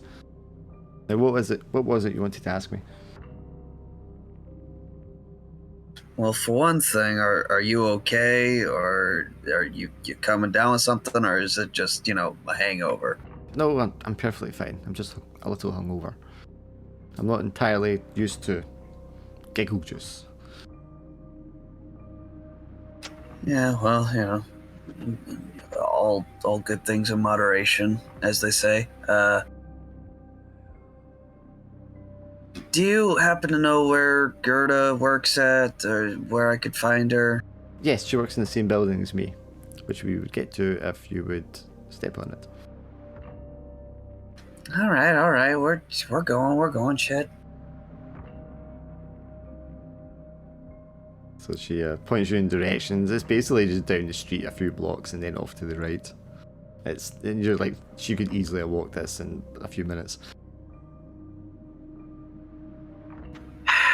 Yeah, okay, all right. Making a note of this. She motions for which building to stop at. And then she starts to get the car. Thank you very much for the ride. I'll be sure to let Gerta know that you're very gentlemanly. Yeah, do that, please. Do you want her to ask her to come out or anything? I figured, yeah, I figured that was implied, but yeah, no, if you could also send her out, that'd be fantastic. As she turns and goes to enter the building, you can see Mr. Howard Carver also approaching the building. And he kind of goes up to the door and holds it open for Emil. He doesn't see you because you're in the car, but you definitely recognise his face. And this is the older gentleman that owns the hotel. No, Howard Carver is Nancy's husband.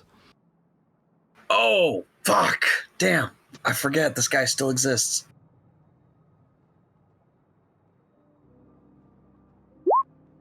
So, Gerta, you're sitting, working away. You've not been in for half an hour even, or maybe about half an hour, when Emil comes in and is immediately accosted by William, the shift manager, and he takes her into the office.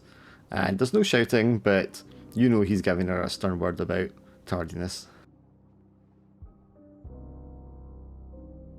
A man comes in very shortly after Emil, and he just sits on the waiting seats at the side of the office. Can I see Emil? Is she still in the office? Yeah, you can see them through the glass, and she's just standing there, and she's obviously been apologetic. She comes out a few moments later and makes her way over to her desk and sits across from you, gets out the typewriter and pulls out some files. Emil, are you okay? She sniffs once, and she's like, "Yes, I'm fine, Gerta, thank you. Your friend's outside. He gave me a lift." Who? The man with the car. Man with... Oh, I don't know what car. I can't remember what he said his name was. Okay. His wife is missing. Can you cover for me for a couple of minutes while I go out to see what they want? Yes, sure. Thanks, Emil. As you're getting up to leave, the man that sat down is approached by William, and then just as you're passing the two of them, William looks up to you and says, "Excuse me, Gerta. Yes. This gentleman's came to speak to you about his wife." Yeah, that's great. Do you want to come walk with me? You know, we'll I need to get a bit of fresh air. Do you mind walking with me? The man picks his hat up Yeah. and his jacket and says, "Yes, of course, miss. It's no problem. My name's Howard Carver." He's saying to you as you're walking along. Oh, you're Nancy's husband? Yes. Yeah. I'm afraid I have. I'm so sorry. Yes, I'm I afraid heard that she died. you did. Yes, I heard that she died. I was told by one of the nurses in the Salvation Army. So Oh, I mean, okay. Sorry, I wasted my time coming here. Then I just came to give you the bad news and say that we'll be having a service for her, probably on Tuesday. I'll attend. I'll attend, and some of the girls as well. We were all very close, and I'll say to Emil, and I'll say to a lot of the girls will want to pay their respects. So I'll just pass it around the office to see if you can give me the time and dates.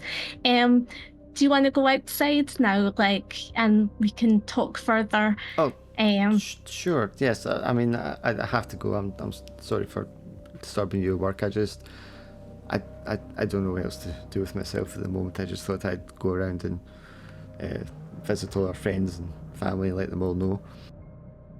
Well, why don't if you could walk outside for me for a moment. I need to speak to someone, but after that we could go and get a wee cup of tea. Yeah, of course, if it's not any trouble. No, that's no problem. You just go down the stairs, you just go outside. Rocky, are you in the car or are you outside the car? Yeah, in the car. Okay, so the three of you sat in the car. He's in the front. I'm guessing the two of you in the back. You see Gerta come out and this man beside her. Very well dressed, quite short, stout. I think that's how I describe him. With these hat glasses. 2 seconds. 2 seconds. 2 seconds, Mr. Carver. I just need to speak to what's called my friend, Mr. Rickaby. Mr. I'm sorry? Mr. Rickaby? He's here? Well, yes, he's looking for his other half. He reaches inside his jacket and walks over to the car very quickly. It's so quickly that his hat blows off and he doesn't even bother as he approaches the car. You know right away, Rickaby, he's reaching for a gun in his pocket. Fuck. Okay, alright. He flings open the passenger door and points the revolver in at Rocky. Paul and Eric used to stand in the back. Just suddenly this guy jams his way into the car pointing the gun at Rocky. You, sir! We need to have a conversation. I alert security in the building. Okay, you because told I feel Oh, like someone's Jesus got a gun. Christ. Well, this is a shit show. Okay. What was my wife doing in your apartment? Did you kill her? What did you have to do with this? Tell me now or I swear to God. Okay. I'll just... it's very complicated, but I promise you I had nothing to do with it. He cocks the revolver and you can see his hand shaking, and the way he's holding the gun, you can tell he's not an experienced marksman at all. He's holding it very loosely. No, of course. Yeah. Hands are up. I'm trying not to look like I'm being held at gunpoint, though, just in case anybody else is looking, even though that might be useless at this point. But I, Jesus Christ, 0 to 100 real quick. Okay. Yeah. No, Rocky's just gonna be like, I found her just the other day while I was trying to stake out the bus stop. That's where they were both last seen. I didn't have any other leads, so I figured I would just park my car and watch the bus stop, and maybe I'd see something. Instead, I found Nancy. She was in a really bad state. I tried to help her. I didn't know if she knew anything, and I tried to talk to her, tried to bring her to my apartment to get her off the street and hopefully get her talking, but she just died in my arms, and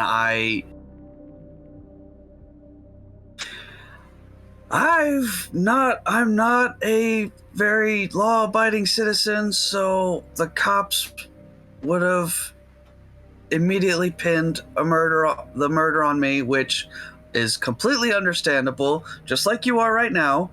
But I swear to God, I didn't kill her. In fact, I was trying to save her. Okay, what interpersonal skills do you have? Nothing that'll help me. Well, I got deception, but I'm telling the truth, so I don't think that's gonna work. I've also got intimidation and intuition, so I can at least tell if he's believing me or not. Are you understanding or charismatic as a trait? I have neither one of those. Can I intervene? Because I've got charismatic and understanding. You can intervene. That will be giving him aid, which will give him 1 dice. Right. Can I roll a dice as well? Well, you're just helping him because he's the one that has to make the roll, because he's the one that's in danger. Try I and get a imagine 6. I imagine the help provided is more in the sense of trying to distract him so the guy's pulling attention away. So, Well, I mean, like Roll 'cause talking I get a softly chance. behind, trying to calm him down, kind of thing would help as well. Yeah. Yeah, I mean, I was just saying I have authority and reassurance as traits, so I mean, can I try and help talk him down as well? Reassurance would give him another dice, yes. Okay, Rocky, on you go. How many dice? 2. Do you have any dice, Paul? Do you have understanding Now, or anything? you can add the dark dice and re-roll. So you would roll all 3 dice if you wanted to do that and risk taking stress. This is a very stressful fucking situation. So, yeah, I think having a gun pointed in your face is very stressful. Okay, so you're definitely going to take stress because 5 is the highest one. But Yeah. yes, I mean, I think definitely more actually, the other 2 people talking to you or talking to him, saying, "Hey, calm down," and then Don't do anything you'll regret. and you can tell, especially Yugurta, this man he's shaking, he's in grief, he's upset. This is not a situation he's acclimatized to at all whatsoever, and he's a wreck, and he shakes, but he doesn't take the gun off you. He's still pointing it at you, but he does pause to kind of like reflect and try to take in what it is you're saying. What do you mean she died? No, people don't just die. Something must have happened. you're absolutely right. When I found her, she wasn't well at all. She was weak, traumatized. She had cuts and bruises. And then she started... Rocky, again, is just really, coming to terms with how this is going to sound and is just deciding to like whether or not he should just bite the bullet and tell the truth, and then he just resigns himself to what it might sound like and just says she started choking and I tried to help her, and it just whatever she was choking on,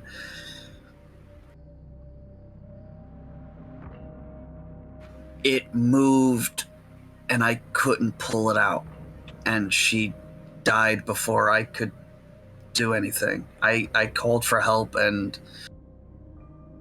she stopped breathing before they showed up. His face screws up in a sort of confused, over-exaggerated, confused look.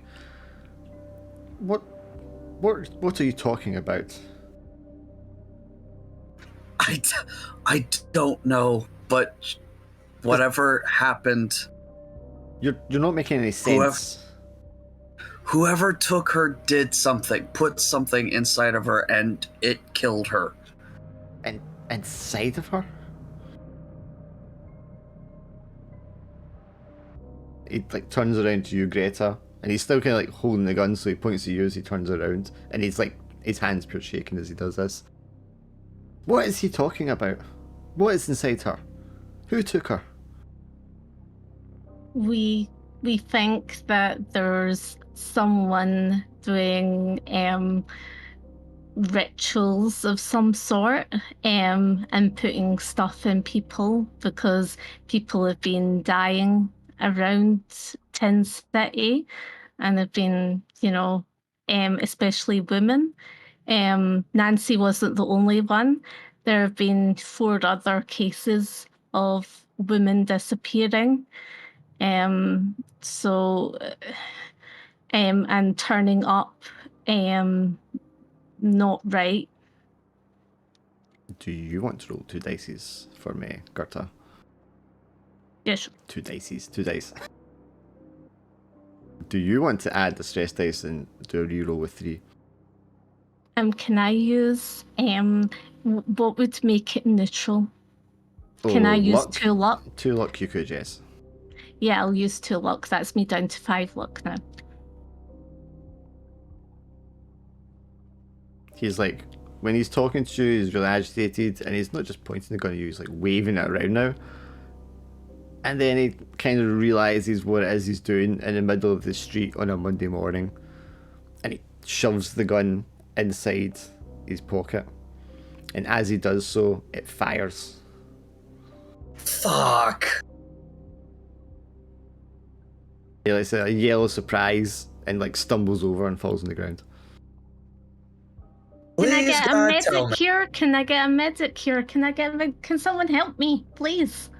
If this dumb motherfucker shot himself, I swear to God. Give me your tie. Give me your tie, Rigby.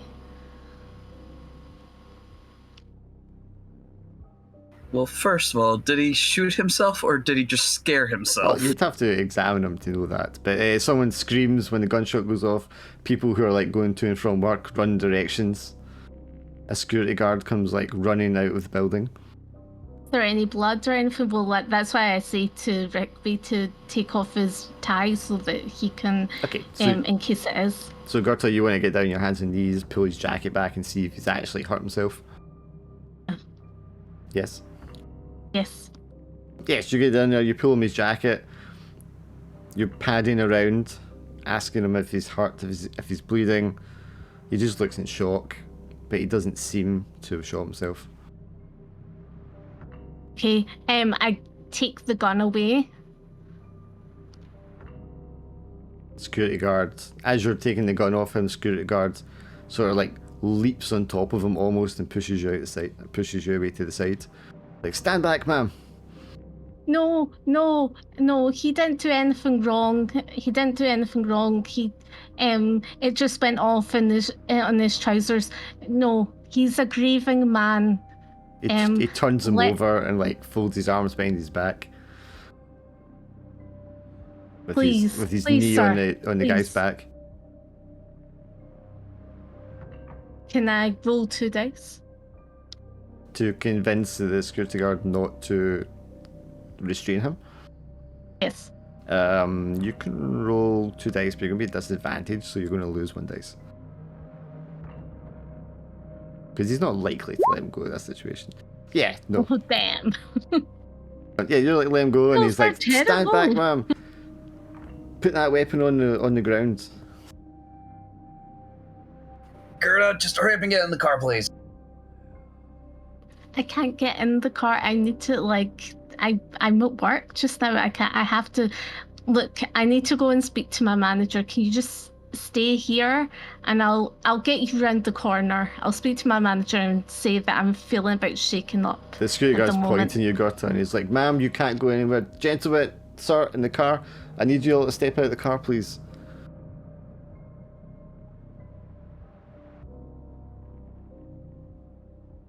Fucking Oh, fun. fantastic. Fucking fantastic. Are you guys just gonna go? Yeah, what did you do?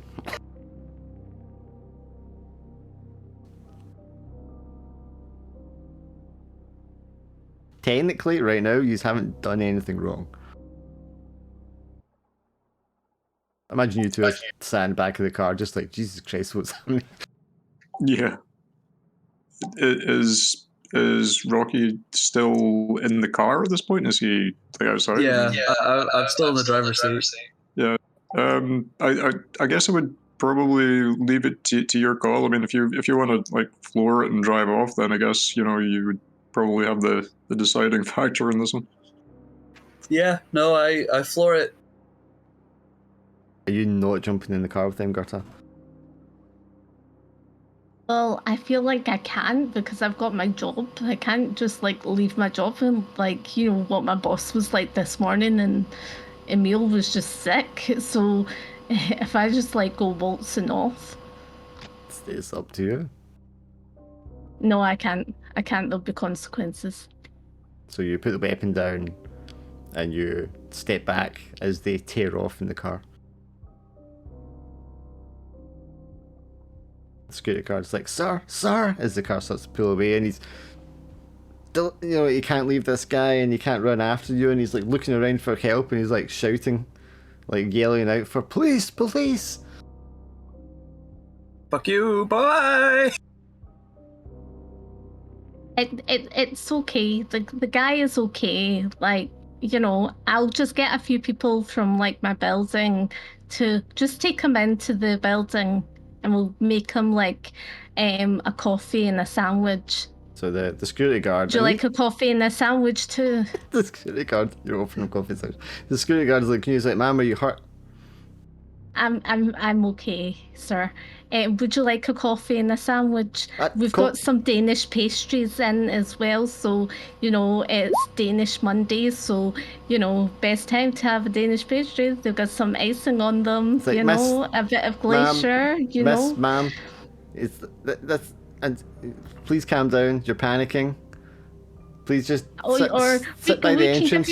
We could get you a meat pie. I don't mind. I can get you a meat pie, or you want a coffee. I could go make you a coffee. I'll go make you a coffee. But this time another security guard from across the street like ran out to help, and he's like, I'm just holding this guy. He fired a gun. I'm not sure what's happened. This woman here is panicking. 3 men in a vehicle there just drove off. No, they're okay. They didn't do anything wrong. They never did it. They were helping. They were helping him, trying to calm him down. They didn't do anything wrong. So eventually the police will arrive, and they will, take a statement about what happened, Gerta. And you're just going to say, as it happened, Jess. Well, I'm just going to say they didn't do anything wrong. And I didn't know the people in the car, so. Oh, you didn't know them. And Mr. Carver is going to tell them that, yes, you who Mr. Rickaby was. I did know Mr. Rickaby. I did say that, but I didn't say about the other two. Yeah, still the guy's going to like Miss, babble. and then I was interjecting and saying Mr. Rickaby was trying to calm him down because he was feeling very emotional about his wife, and he was just he was getting a bit Mr. Carver was getting riled up, casting aspersions on anyone that was walking down the street. Yes, they'll they'll come by, take your statements and all that. Nothing more really like happens about it there and then. You're able to go back to your shift, and everybody's like up at the windows seeing what the hell happened when they heard the gun go off. Where do you drive off to, Rocky, with these two innocent guys in your backseat? Probably, Paul probably shouted at Rourke, going, "What are you doing? Why? What the fuck?" Yeah, I don't have a location in mind. I'm just driving and really, really upset at how this day turned out. Because it really didn't go the way I was hoping it would. Okay, so you just drive, and you soon find yourselves in like North Brooklyn. There's a considerable distance between you and the location where that happened. Cop cars don't seem to be following you. Yeah, I'll just pull up somewhere and then rub at my eyes and then just go, sorry about that. That definitely wasn't supposed to happen.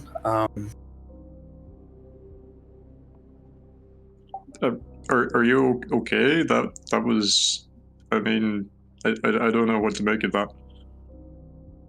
Oh, me? Yeah, no, I'm fine. Fucking not the first time I've had a gun pointed at me, and it probably won't be the last. But I'm in a very unique predicament.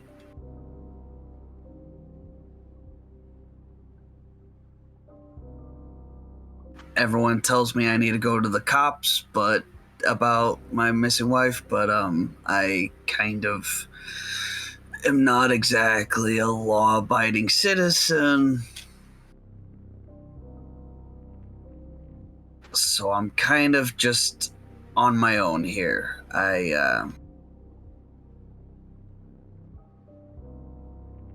So Paul and Eric, I mean, you definitely heard that guy, asking why his murdered wife was in Rocky's apartment.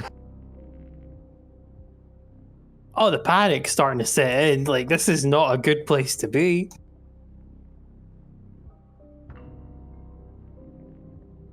Yeah, I think I definitely don't trust Rocky at this point, but I do kind of believe what he was saying sounds plausible given that what we've seen over the last few days, that, what he was saying about the woman does kind of add up. So I'm like, not willing to disbelieve him or anything. Which is probably also kind of creepy because of what he was saying. I know you guys don't have any reason to believe me, and to be fair, it's not like I don't have blood on my hands, but I didn't kill Nancy. I tried to help her. I tried to save her, and she just choked on the thing in my arms, and she was the only person that saw my wife alive, and I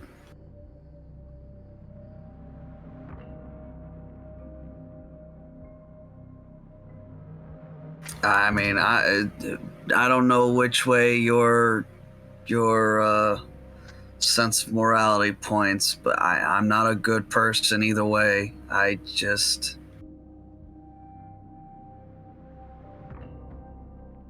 just trying to find her and help her and save her and bring her home. And I mean, we don't know anything about who you are and what you've done, but it does seem like there is something going on around Tin City, and for what it's worth, I kind of believe what you're saying about this woman. I there's something going wrong. There's reasons why there's bodies in the water, and I have no idea what it could be or what it has to do with anything, but if my wife is somehow involved in all of it, I need to make sure that she's not the next body that gets pulled from the water. I don't know if you guys have family or loved ones, or people you care about, but if you're anything like me, you'd probably burn down the whole damn city try to make sure that didn't happen too. And yeah, Rocky just is just like doesn't even bother trying to put on a tough guy gangster face. He just like almost visibly ages 10 years, just droops his shoulders and just lets his head fall into his hands, and it's just really shows just how desperate and broken he is right now. Okay, so you guys in the back, like, what's your are you going to stick with this guy, or? Yeah, I don't completely trust Rocky, but yeah, like I said, I do kind of believe what he's saying is probably true, or at least mostly true. I feel there is definitely more to this than just some guy having an affair whose husband has caught up with him. I think I can recognize that there is something in what he's saying, and so I think I do feel at least a little bit compelled to stick with him for a while yet. Sure.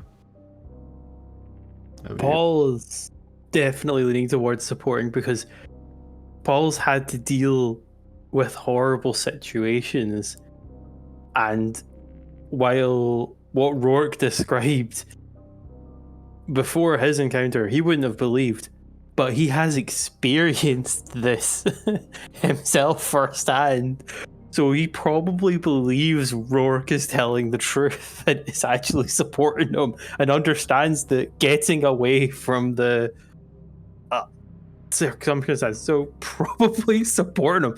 Startled, but supporting him. Okay, so Paul is like all in.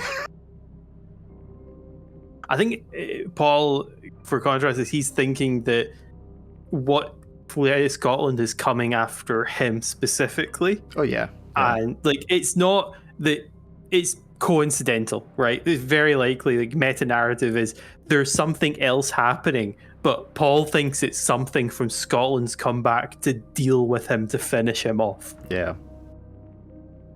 Yeah, there's no way it could be a coincidence. It's like there's too big a world for that.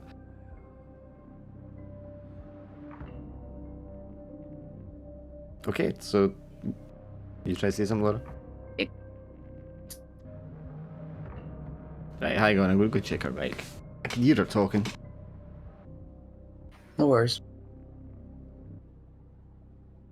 Jeez, that went like real crazy real quick.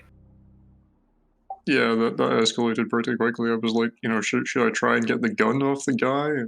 And The whole time I've been trying to like avoid the dude because I didn't want to talk about his dead wife, and then I completely forgot that he might have been informed that her body was found in my apartment. So, and then the moment she starts name dropping me, I was like, "No, what are you doing?"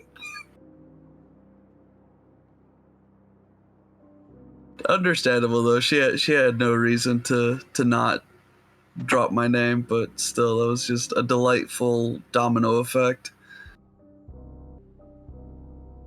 it was certainly a fun bit of serendipity. Serendipity. Hello, That's can what you want to you choose. hear me? Can you hear me? Yes. Just to say. Okay, good. Yay! Okay, but so Gerta, you're going to go back in and resume your shift, presumably after the kind of speak to the cops and it dies down. But you guys in the car, so what's your next step now that they seem to be on board with you, Rocky? Well, I mean, my original plan was to just drive off and hopefully come back and pick up Gerda later on. Yeah, I mean, you could do that. You could circle. I mean, you're familiar with the cops and stuff. So, I mean, you might drive around for a couple of hours and then come back for her. Yeah, I mean, that's probably what I'll do. If anything, I'll just be like, sorry about that, guys. You guys want fucking McDonald's or something? Obviously, that's not go around, to a but diner yeah. or something. Sure, yeah, you go and get a pretzel or something. Sorry about that crazy guy with the gun. Would you like a bagel in this trying time? Yeah, I mean, you go drive around for a little bit, grab something to eat, get a drink, and just kind of like bond a little bit. When you're going to drive by Tin City again as you're doing that, and you can see that the stage has been set up. This Moses guy is like on stage giving a speech about rejuvenation, jobs coming, a new president's coming in, the city's going to change. Places like this are going to be razed to the ground and turned into something to regenerate the city. Usual politician stuff. Yes, but then a couple hours later, you make your way back to Gerta's, which is probably, I mean, you could wait until our lunch break sort of time, because everyone gets lunch at the same sort of time. Gerta, I imagine Emil's, keen to get a coffee at lunch. Yeah. Probably best, like, Gerta finishes at 3 o'clock, so I think if that's any use. I mean, what's your guys' approach? I'm assuming you're not driving the same car up to the front of the building again. Is this going to be 3 o'clock then? Yeah. It'll be lunchtime. Oh, okay. She won't leave till 3 o'clock. You know that.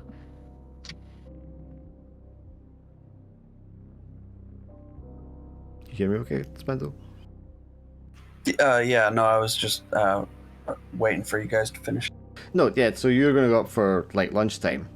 You'll see her and Emil coming out because they're going to get coffee. So would you? Yeah, I definitely wouldn't pull up to the fucking building just in case, but if I see them, I'll try to like pull up beside them. Sure. So Gerta, you and Emil are going for your lunchtime coffee, and the car pulls up beside you, unexpectedly, and the driver's seat is Rocky. Hello, sorry about that. I didn't realise. I thought that would have been a good thing that I never knew it was you, so it was in the car. So I just asked him for fresh air because he looked agitated. If I knew that was going to be the case, I would never have left the building. The police are dropping it, by the way, so you're in the clear. Well, I don't know if I'm in the clear about everything, but thanks anyways. I have a lead. There was a nurse that was telling me some stories that didn't quite add up. I was hoping maybe you could, talk with her, maybe convince her to tell the truth, or Yeah, I can ask my boss. I'll say to him that I'm on a case job, that it's like, that I have to go to. Where is it that she works? she's at the hospital, so Okay, she's well a nurse. that seems plausible. So I sometimes the Salvation Army we go and speak at the hospital for people that are like, poor and stuff, and if there's any nurses that need like clothing or something, I'll take some clothing in case for just a sort of decoy. So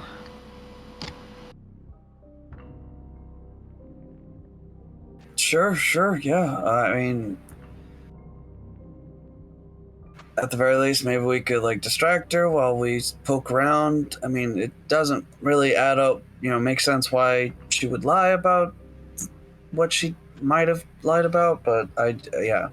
She's the only one that's saying something different than everybody else, so I need to know why. Emil kind of like tugs at your arm, Gerta. What's up, Emil? She's like nods for you to step away from the car. Okay, Emil, what's up? What are you doing, Gertie? They need my help with this nurse thing, and that's what we do at the Salvation Army. We take cases on and we, investigate. It's like, what are you talking about? No, we don't. We're not investigators. You're a secretary.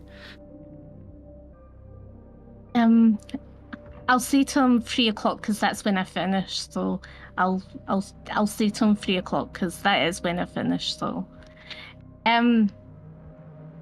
Mister, I can't just now, but I can at 3 o'clock.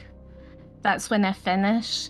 My boss is a bit of a tight end when it comes to taking time off. So, and I rely on this for like bread and butter. So, I'm gonna have to say 3 o'clock if that's okay with you guys. If you can meet me round the corner at 3 o'clock. Yeah, sure. Rocky's like, yeah, no, I understand. Rocky's like looking at his wallet, like, God damn it, how many lunches is this going to cost me today? Well, I've got a little bit, but fucking hell, I need to rob a bank soon, otherwise. Refill my coffers. Okay, yeah, so Gertie, you'll go in, do the rest of your shift. I imagine the whole time you're in there, you're watching the clock. Just like, all of a sudden, this menial labour that you're doing to earn money to keep you just seems so frivolous when there's things that have much bigger stakes at hand. You can't help thinking about the look in Mr. Carver's face. He was racked with grief and guilt and anger, and how he must be feeling, and how Rocky must be feeling because his Angela is also missing. And then you're thinking about the other people you've heard of that are missing. You're thinking about the young man Daniel that you saw at the park, and the other guy Lawrence that was there at Tin City, and all those poor people and all the suffering that's going on in the world. And meanwhile, you're stuck here in this office typing away. Can you roll 1 dice for me?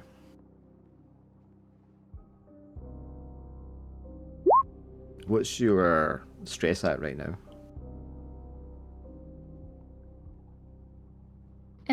1 stress. Okay, so bump it up to 2 stress.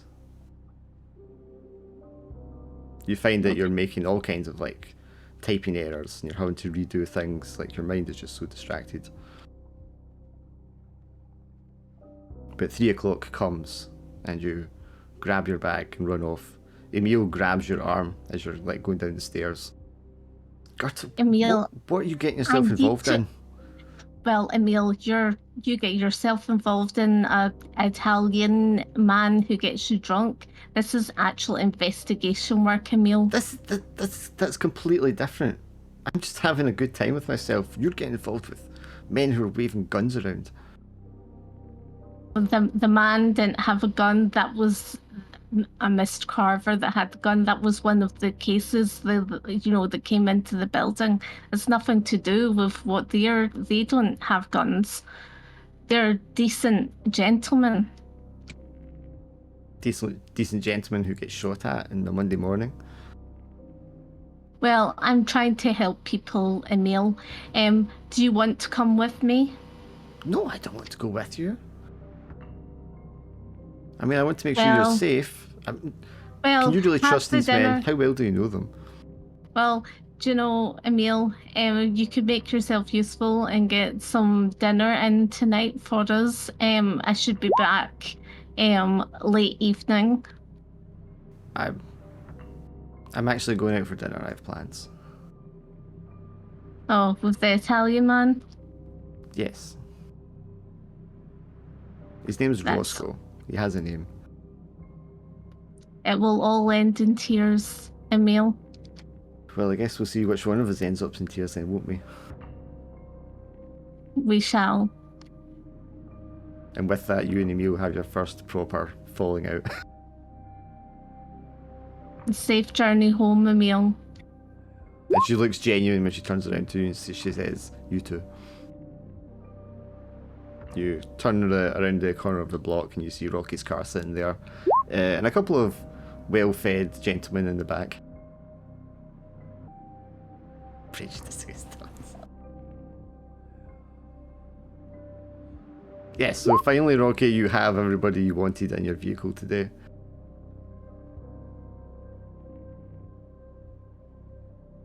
Okay, so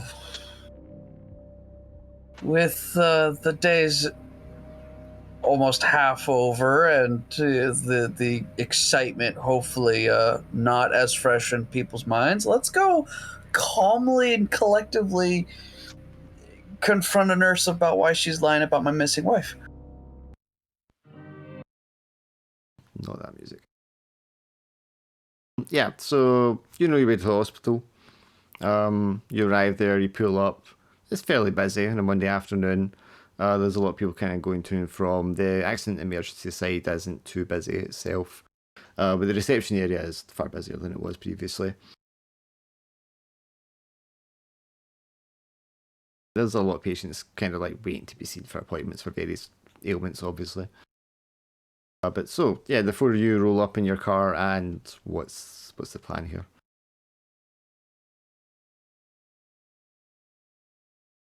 Well,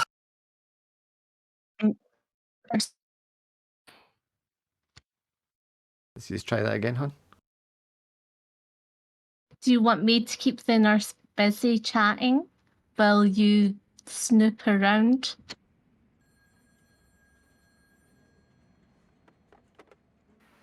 maybe. I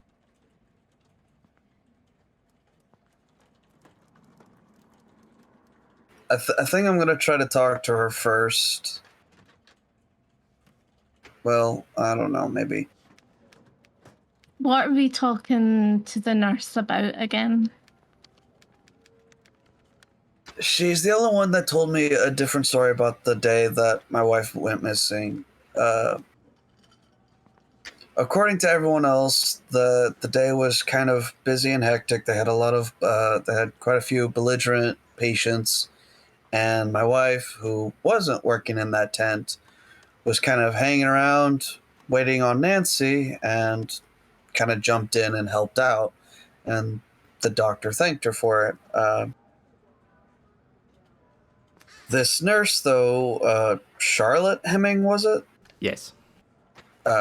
Yeah, this nurse, Charlotte, was the only one that said that the day was completely uneventful and there was no belligerent patients, and that Angela and Nancy simply sat and chatted the entire time before leaving to go home.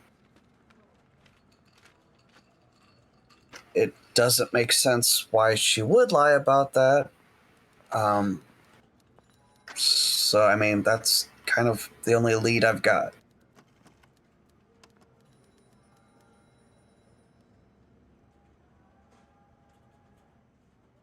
Does Gerta know some of the nurses, doesn't she? Because they, come to the sort of Salvation Army, don't they? Yes, you would definitely Yeah. you would definitely recognise the name Charlotte Hemming. You've spoken to her many times. She works for the hospital. They have a separate setup they do once a week, down that end.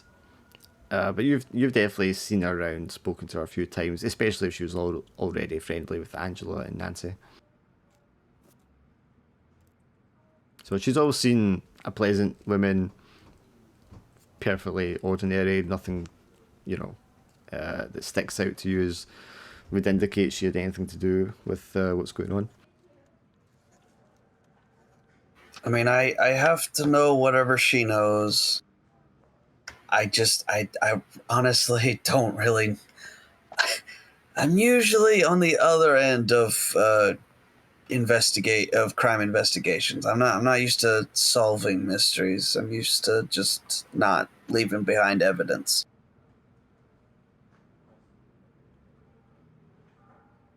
To this point, Paul and Eric, you have now been driven around the entire day in this guy's car, stopping for pretzels and bagels and whatnot. Probably thinking about that bottle of whiskey I've still got in my pocket at this point.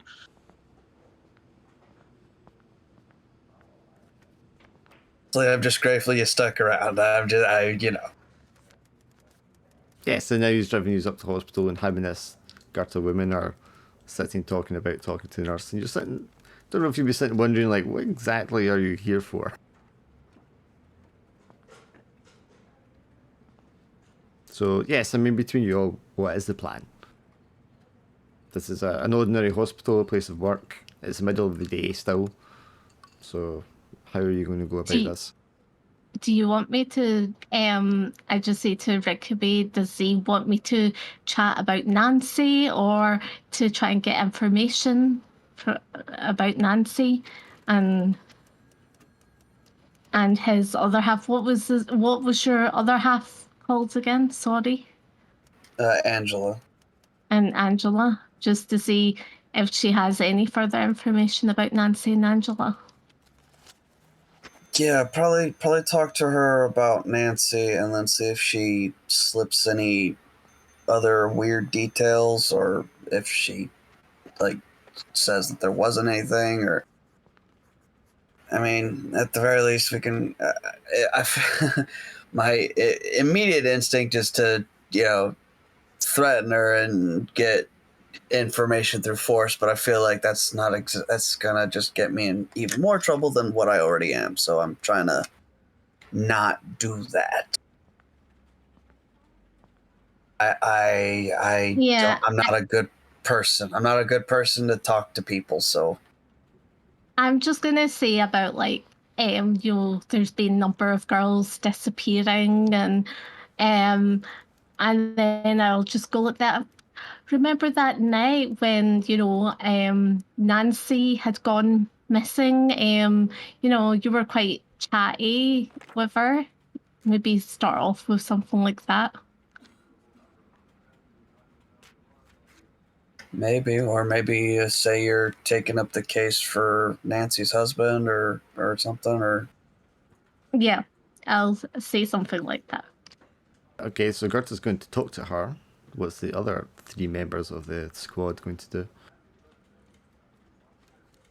Maybe look around, have a nosy. probably. I mean, that's kind of what I admit, didn't have much of a plan other than got to talk to the nurse.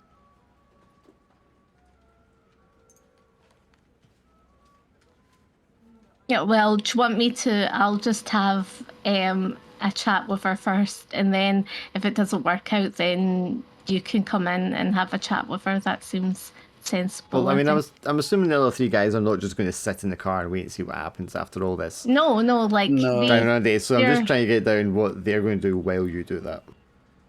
I mean, maybe we could see. I doubt there's like a nurse's office type of thing, or maybe like a locker room. There would be a nurse's office in every floor, every ward. Why don't Paul and what's called I can't remember Eric. the other name, Eric. Paul and Eric, why don't they just look to see if there's any jobs that need doing at the hospital? You know how sometimes they need people to do it could be cleaning or whatever, a bit of handyman work, just to kind of go in there, with a purpose, We couldn't try to plag our way in saying that we wanted to work in Ward 14 again, like that time we were there before. Well, that would work as well. Yeah, maybe I could see if while Gerda's talking to the nurse, to see if I can find her locker and maybe see if root around in her things, maybe find what's a clue. Okay, so Rocky's going to try and get into the nurse's room when you find out where she is.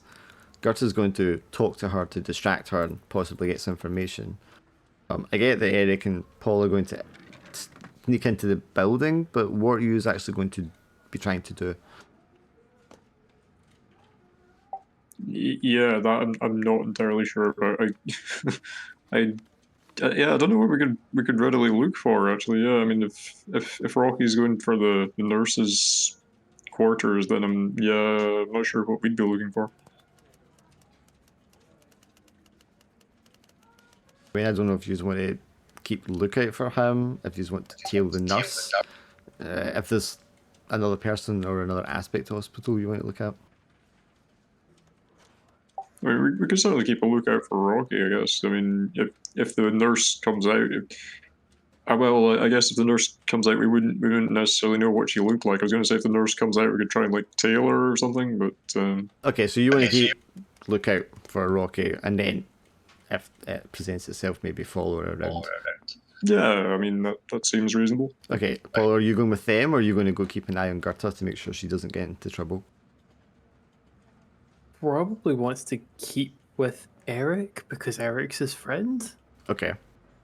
So yeah, the three guys are going to go do the nefarious part of it.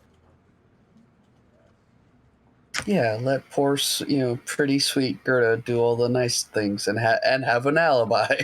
Okay, Gerta, so you walk in up to reception and you're asking for what? I'm asking to speak to the nurse, Hemmings. Hemming. Okay, yes, so she's up on the 3rd floor. Okay, the third floor? The 3rd floor. Okay, third floor. What room number? Well, she's on the east wing, the east ward. On the east wing, east ward, third floor. Okay, great. Just loudly repeating it, making sure we hear. I just want to let everyone know. I'm sorry, could you say that one more time into the microphone, please? Thank you. I mean, it's good that she repeats it loudly because otherwise you wouldn't know where she's going. Oh yeah, no, 100%. Like I'm not saying it's silly. It's just it's just funny to me. Okay, you're taking the elevator, Gerta? You're going to go up the stairs? Probably the stairs. Are you guys going up separately then, or are you going to follow in behind her? Well, they could go up separately because then that means it's like less suspicious. I'm gonna try to take an elevator. Yeah. I mean, I guess if there's bound to be more than one. I mean, we can just go up another one. Okay, are you three going up together, or are you kind of spread out? What? They're probably spread out. Yeah, like maybe if we go up separately and then try to like reconvene once we get up there. Because I mean, I guess, given the way we're dressed, like Paul and I probably makes sense for us to be together. But us two and Rocky together, we might look like a slightly odd group. And three guys together is quite a Yeah, quite that a as guys well. to be going down together. Yeah. All right, Gerta. So you get up there on the 3rd floor. You find the nurse's station. And Charlotte is sitting there, like, writing out some file or other as you approach. Hi, Charlotte. Long time no speak. It's Gerta. She looks up and says, Gerta. Oh, hi, Gerta. Are you here to visit someone?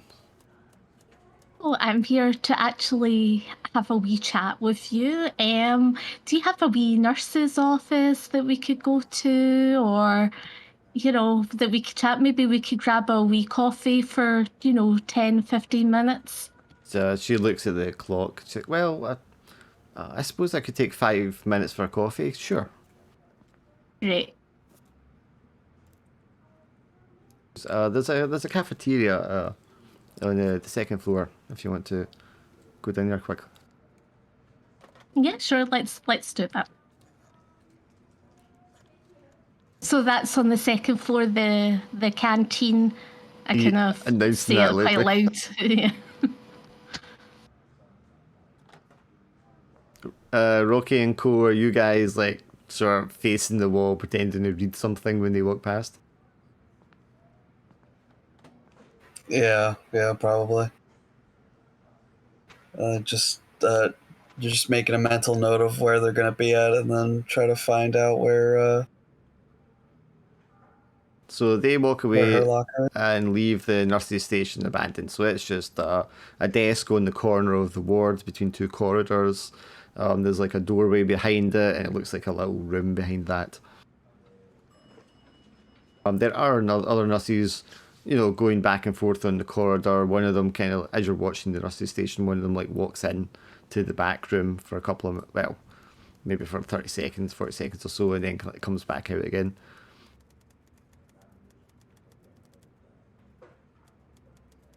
But, Damn. Okay. so you're on the clock. What'd you do? Do any of us have like an investigate type skill that would be useful here? I have scene analysis and surveillance. Don't know if either one of those would Surveillance help. would be more if you were tailing someone, stakeout kind of stuff. Right. So you might be better as lookout in that case. Yeah, I have document analysis if that would be relevant. I've got streetwise. I mean, streetlights come into fast talking in case you get caught. Yeah, I've got that too. But you're on the clock, so who's doing what? I'm gonna try to find like a cubby or a locker that has Charlotte's name on it, and see if I can get into that All right. quickly as possible. Okay, so you're going to just time it as soon as someone comes out, you just walk straight in. Try to just do it in 30, 40 seconds like they did. Yep. Do my best. Paul, Eric, what are you doing while he does that? I think we should probably try and keep lookout for Rocky if he's going to go in. Okay, Eric, so you've got lookout. Paul? I'm trying to think, like...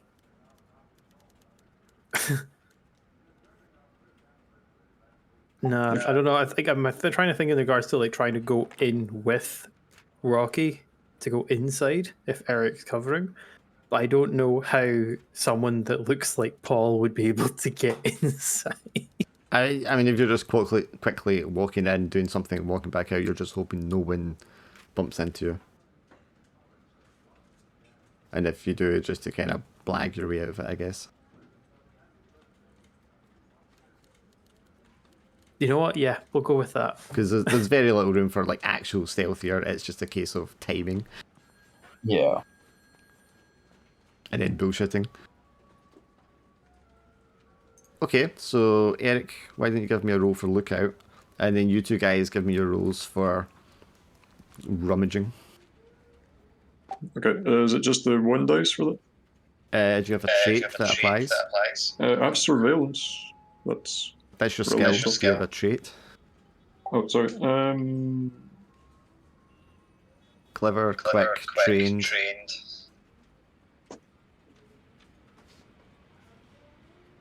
I don't think I have anything that would be.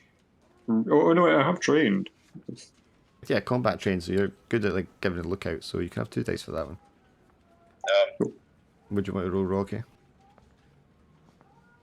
I also have clever, quick, and trained, but I don't think I have a skill that would really help. No, and not a good investigation skill for.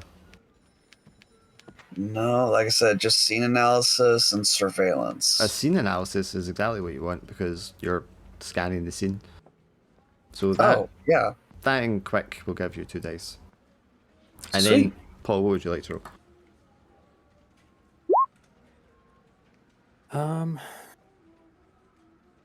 Well, I've got scene analysis. Okay, so that's 1 dice. Do you have a trait that applies?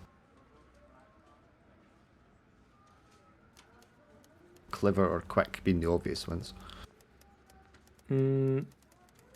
No, just athletic and strong-willed, which I don't think apply for this. Yeah, so you'll have 1 dice unless you want to add the stress dice to begin with. But there's no point adding it to begin with because you can just re-roll it. Use it to Let's just- re-roll after. Roll a dice. Hmm. So Eric and Paul, do you want to re-roll that by adding an extra dark dice?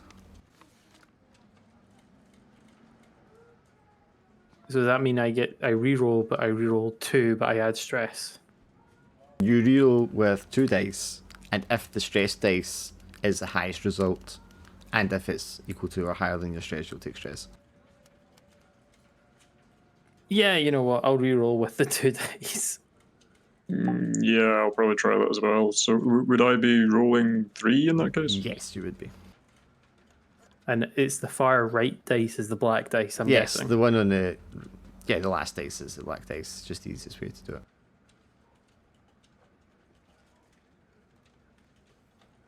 Now you can... Bother. You do not take stress for that because that wasn't the highest dice. You can keep adding another dark dice and keep re-rolling that if you want, Eric. Ooh, that's dangerous.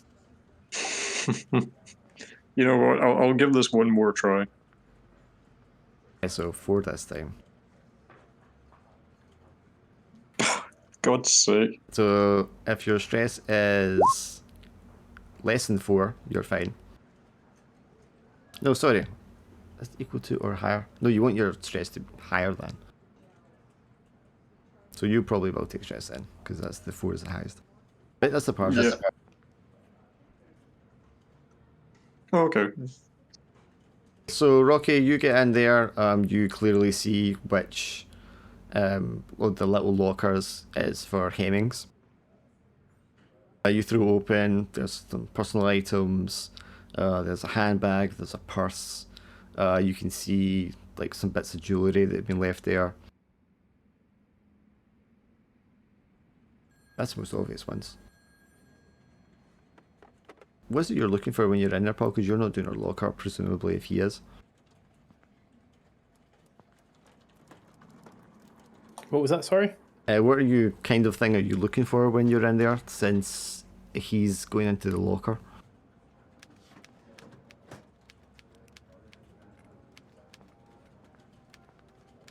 Probably for any of the loose items, just quickly like looking through for anything that's maybe standing out. You've seen Angela's picture, because he showed you before, didn't he? Yeah, it's probably in the pub. I think he did. Yeah, I showed basically everyone at this stage. Well, Okay. except for Eric, I think. So Rocky, you're like looking through the purse, you in the bag, just flicking through quickly, looking to see if there's something. She's got like ID cards and stuff. There is a business card in there for a Dr. James Cavendish, and on the reverse side is a rather lewd message, like the type that you would leave someone that you were having an affair with.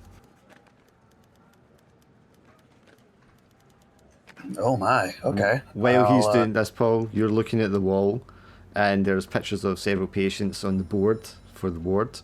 One of them is a Jane Doe, and the photograph of the Jane Doe looks very like the picture, or very like the person you saw in the photograph for Angela.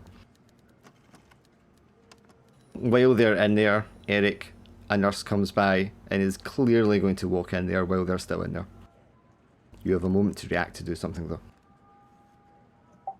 I think I will try and address the nurse in the most broken and loud sounding English possibly that I possibly can, to ask where Ward 14 is. I'm here to help with the work bin. Ward 14 is down in the basement. It's not been used. They must have sent me the wrong way. Can you help me find my way through here? I'm very lost and I don't speak English very well. Are you raising your voice as you're doing that? Yes, I would be trying to make sure, that that Rocky and Paul can hear me saying this. Yes, you guys can clearly hear him out in the corridor talking to this nurse. Yeah, Rocky's just gonna quietly say shit, and then he's gonna make sure to grab the lewd card, but otherwise just kind of as quickly and as quietly as he can. Try to put everything back the way it is, but his priority is simply to just get out with the card as quietly as possible. So you snatch the card, shovel the stuff back in frantically, and walk out quickly. Yeah, and then just completely unaware of Paul discovered. Yeah, because he's facing the wall behind you, scanning around looking for stuff, and Paul, you're just like struck by the resemblance in the memory as you look at the Jane Doe photograph. Come on, Paul, let's go.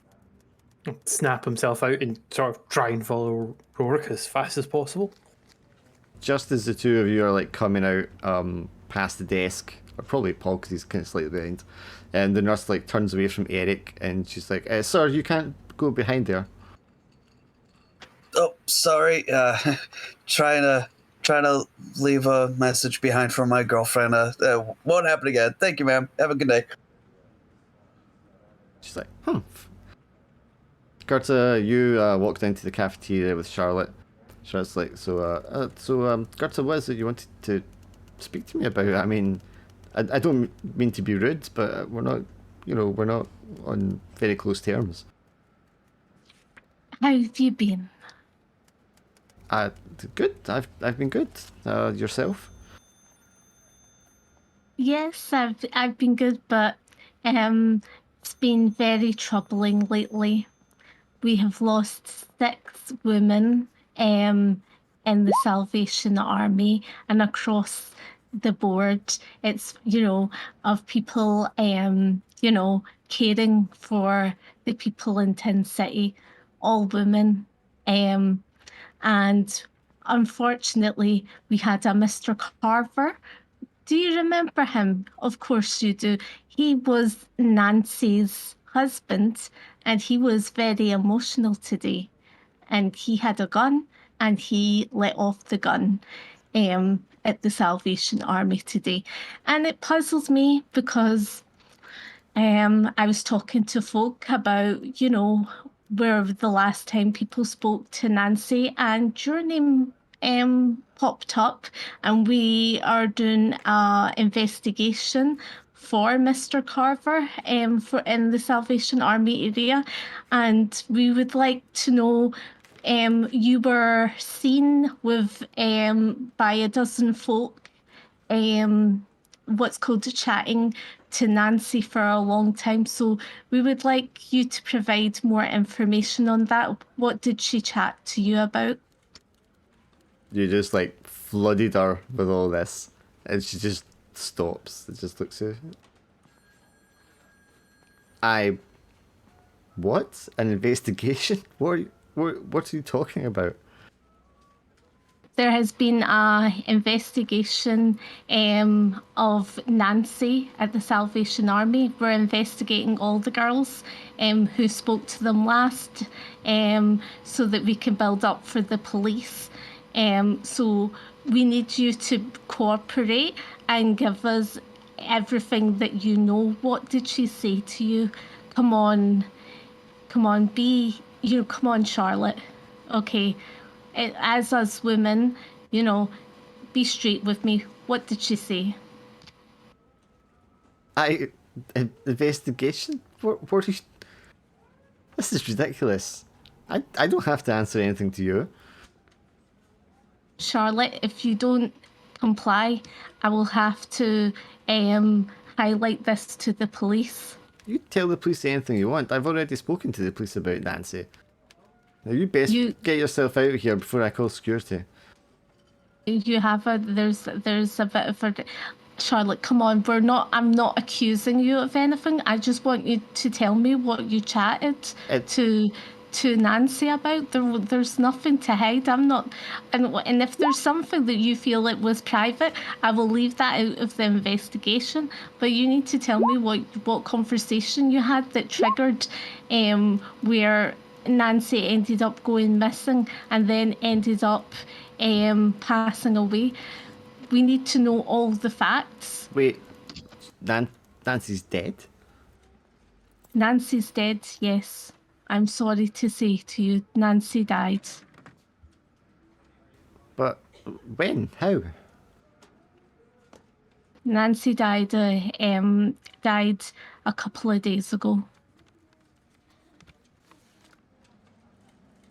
Shame. Her husband is in bits. For his comfort, we need you to tell us if there was anything strange, if she said anything strange to you, or if it was just girly gossip, that's fine. Just tell me what she said. We just need to put the pieces together. You're not in trouble at all. We're not saying anything about you. Of course I'm not in trouble. I haven't done anything. I know, Charlotte, but we just need you to tell us what the conversation you had with with Nancy.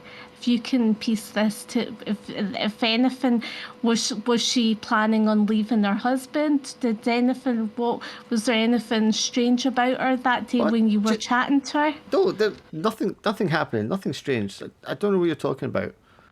Can I use what's called empathy and understanding and be a bit more sort of like, can I use 2 dice? Got negotiation as well. It's not negotiation. Can I use intuition and charisma and understanding? You could use intuition, understanding, yes, to try and interpret what her sort of response is, what she's thinking. Okay.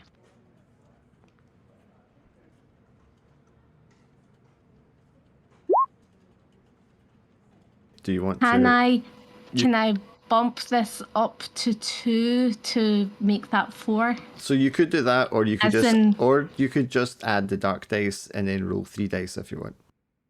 No, I'll just use my luck. Can I bump the 2 up to 4? And that's me now down to 3. You luck. can do that, yes. Are you sure you want to use all your luck for this instead of just re-rolling? No, I'll do that. All right.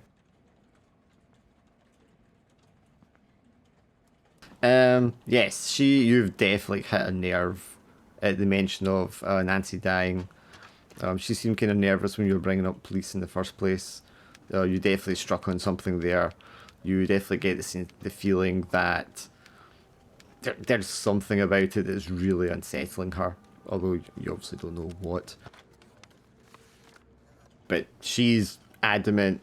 No, she almost seems slightly kind of panicked, and she's I don't have to say anything to you. I'm not going to say anything to you. Leave, please leave. And she starts going up the stairs. Please, Charlotte, come on, please. And then I pretend to faint. Do you pretend to faint? I'm buying time. Yeah, that kind of pauses her for a second, and then she goes down a step or 2, and then thinks better of it, and she starts going up the stairs very quickly. And then I just jumped up the stairs, and I'm just like that. I grab her by the arm. Do you have quick or athletic? Yes, I do. Then you can roll 1 dice for that.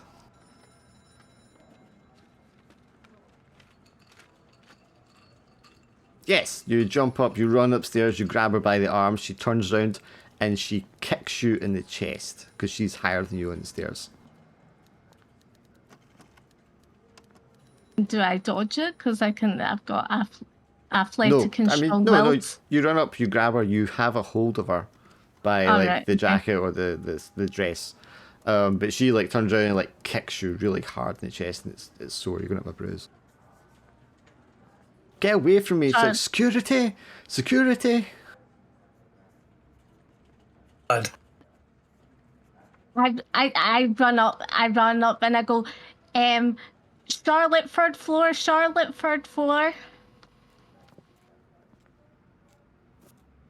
After a few seconds, an orderly comes charging out from the ward on the 3rd floor.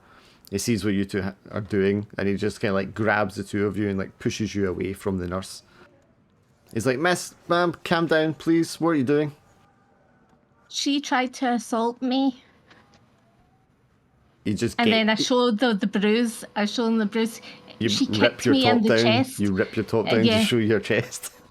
Yeah. And I'm just like, yeah, she knows something about Nancy's murder and she's not telling anybody.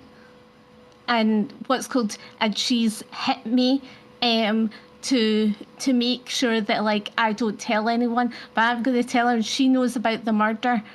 She's she's got something to do with Nancy's murder. I will be informing the police. Charlotte just, yells to the orderlies like, "This woman is crazy. I don't know what she's talking about. Get her out of here." The police will be informed, Charlotte. You won't get away with it. But yes, the guy basically like drags you down the stairs as gently and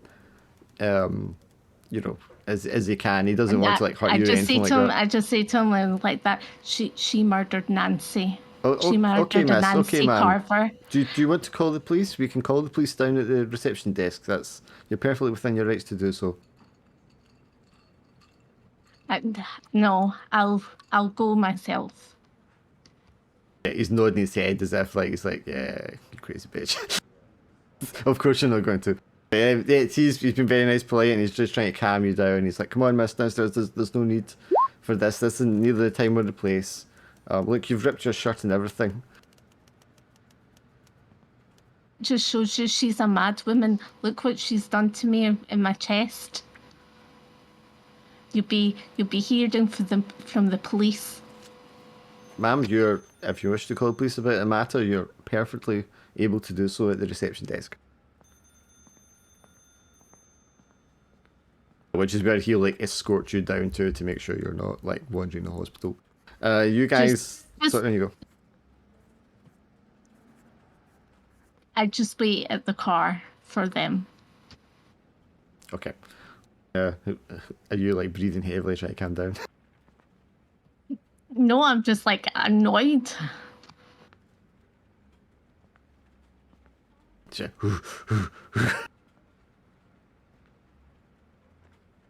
So you guys, you go out of the nurse's station. Are you just leaving after that, or are you hanging around to see what happens, or what? Hanging out to see what happens. I think maybe if we like slowly make our way towards the door, but we could look out for Nurse Charlotte coming. Oh no, I guess we don't really know what she looks like. So never mind. You will hear the yelling and the shouting from the stairwell, and you'll see the orderly like charging past the nurse's station to run out to the stairwell. And you can hear everything Gerta is like yelling up her.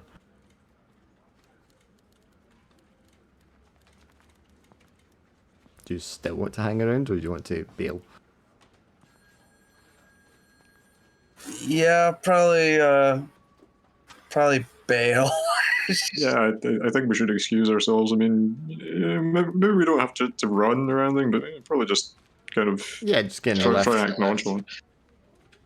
Yeah, you just hit the left and you just find yourselves kind of like hitting the button repeatedly until it opens. You just get inside and, get the lift back down to the ground floor. You'll probably get down to there before Gerta does. So yous will be at the car when she like walks out of the building. She knows something, guys. She knows something. Look what she did to me. She kicked me in the chest. When I mentioned about Nancy, she just went berserk about when that Nancy had died, and she just went total 180. Mentioned Nancy and she kicked you and tore your shirt? Yes. Okay. That bitch is crazy. She's totally crazy. The woman's insane. I mean, yeah, you were supposed to just talk to her, but I guess that's kind of telling. Yeah, I think someone needs to go and track her. Is there anyone that can, what did you find out?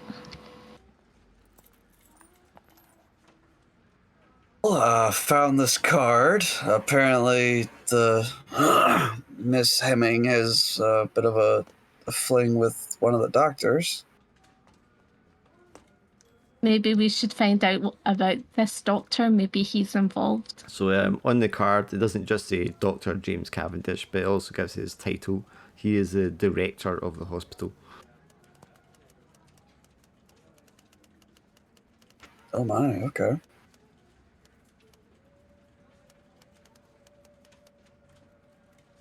I don't know if there's anything else you want to discuss characters just now, but I was going to wrap it up there because it's getting late. That was a lot. That was eventful, yes. I felt like there was like a string that I just wasn't seeing that I needed to be pulling on, and then just all of a sudden, like, guns waving in my face. The cops are being called. Gerda's getting kicked. In my head, that there was a very different sort of resolution to that situation. Just the way it went. Somehow we came out on top is great. I think there was like nothing that you could have done. Like the nurse wasn't doing anything. She wasn't saying anything. Well, why would she? She's not just going to drop on her knees and tell you everything you want to know. Yeah, no, I totally sacrificed Angela to the Lovecraftian horrors. I feel like I need to then say to the Salvation Army to just like ban her from being I'll be like there. Salvation Army investigation as if that's something you do. Which absolutely is not. Actually, like some sort of secret society of women hunting down evil things. Yeah, the Salvation Army has a secret society of like Cthulhu hunters. Yeah, but what I'm gonna do is just like say, if anyone reproaches me about it, I'm just gonna say, what's called. I just mentioned that Nancy had passed, and that she was one of her friends, and that she went berserk. Yeah, I mean, I don't think anyone's going to bring it up to you. She works in the hospital. Gerda is quite a sort of. She's quite meek. Self-righteous. So. Yeah, well, she has a bit self-righteous, to be fair, but she's quite meek and everything, does everything proper. So I don't think they'd ever say anything. They didn't say anything because the Salvation Army doesn't have anything to do with the hospital, so they're separate organisations. But hey, at least we've more or less confirmed that the nurse is involved with something. She's nervous about something. Is Paul going to tell Rocky what he saw or what he thinks he saw? Yes. Probably just sort of explain it in detail to him. Ooh. Right there and then in the car park? 100% be fucking denial. Yes, in the car park. Alright, yeah. I guess. Yeah, Did he pull down the poster of her? Nah, don't think he would have had the time. Like, it's... Because you've been staring at it like, is that her? Like, just, your brain processing it. Yeah, Rocky would 100% be in denial until he saw the picture himself.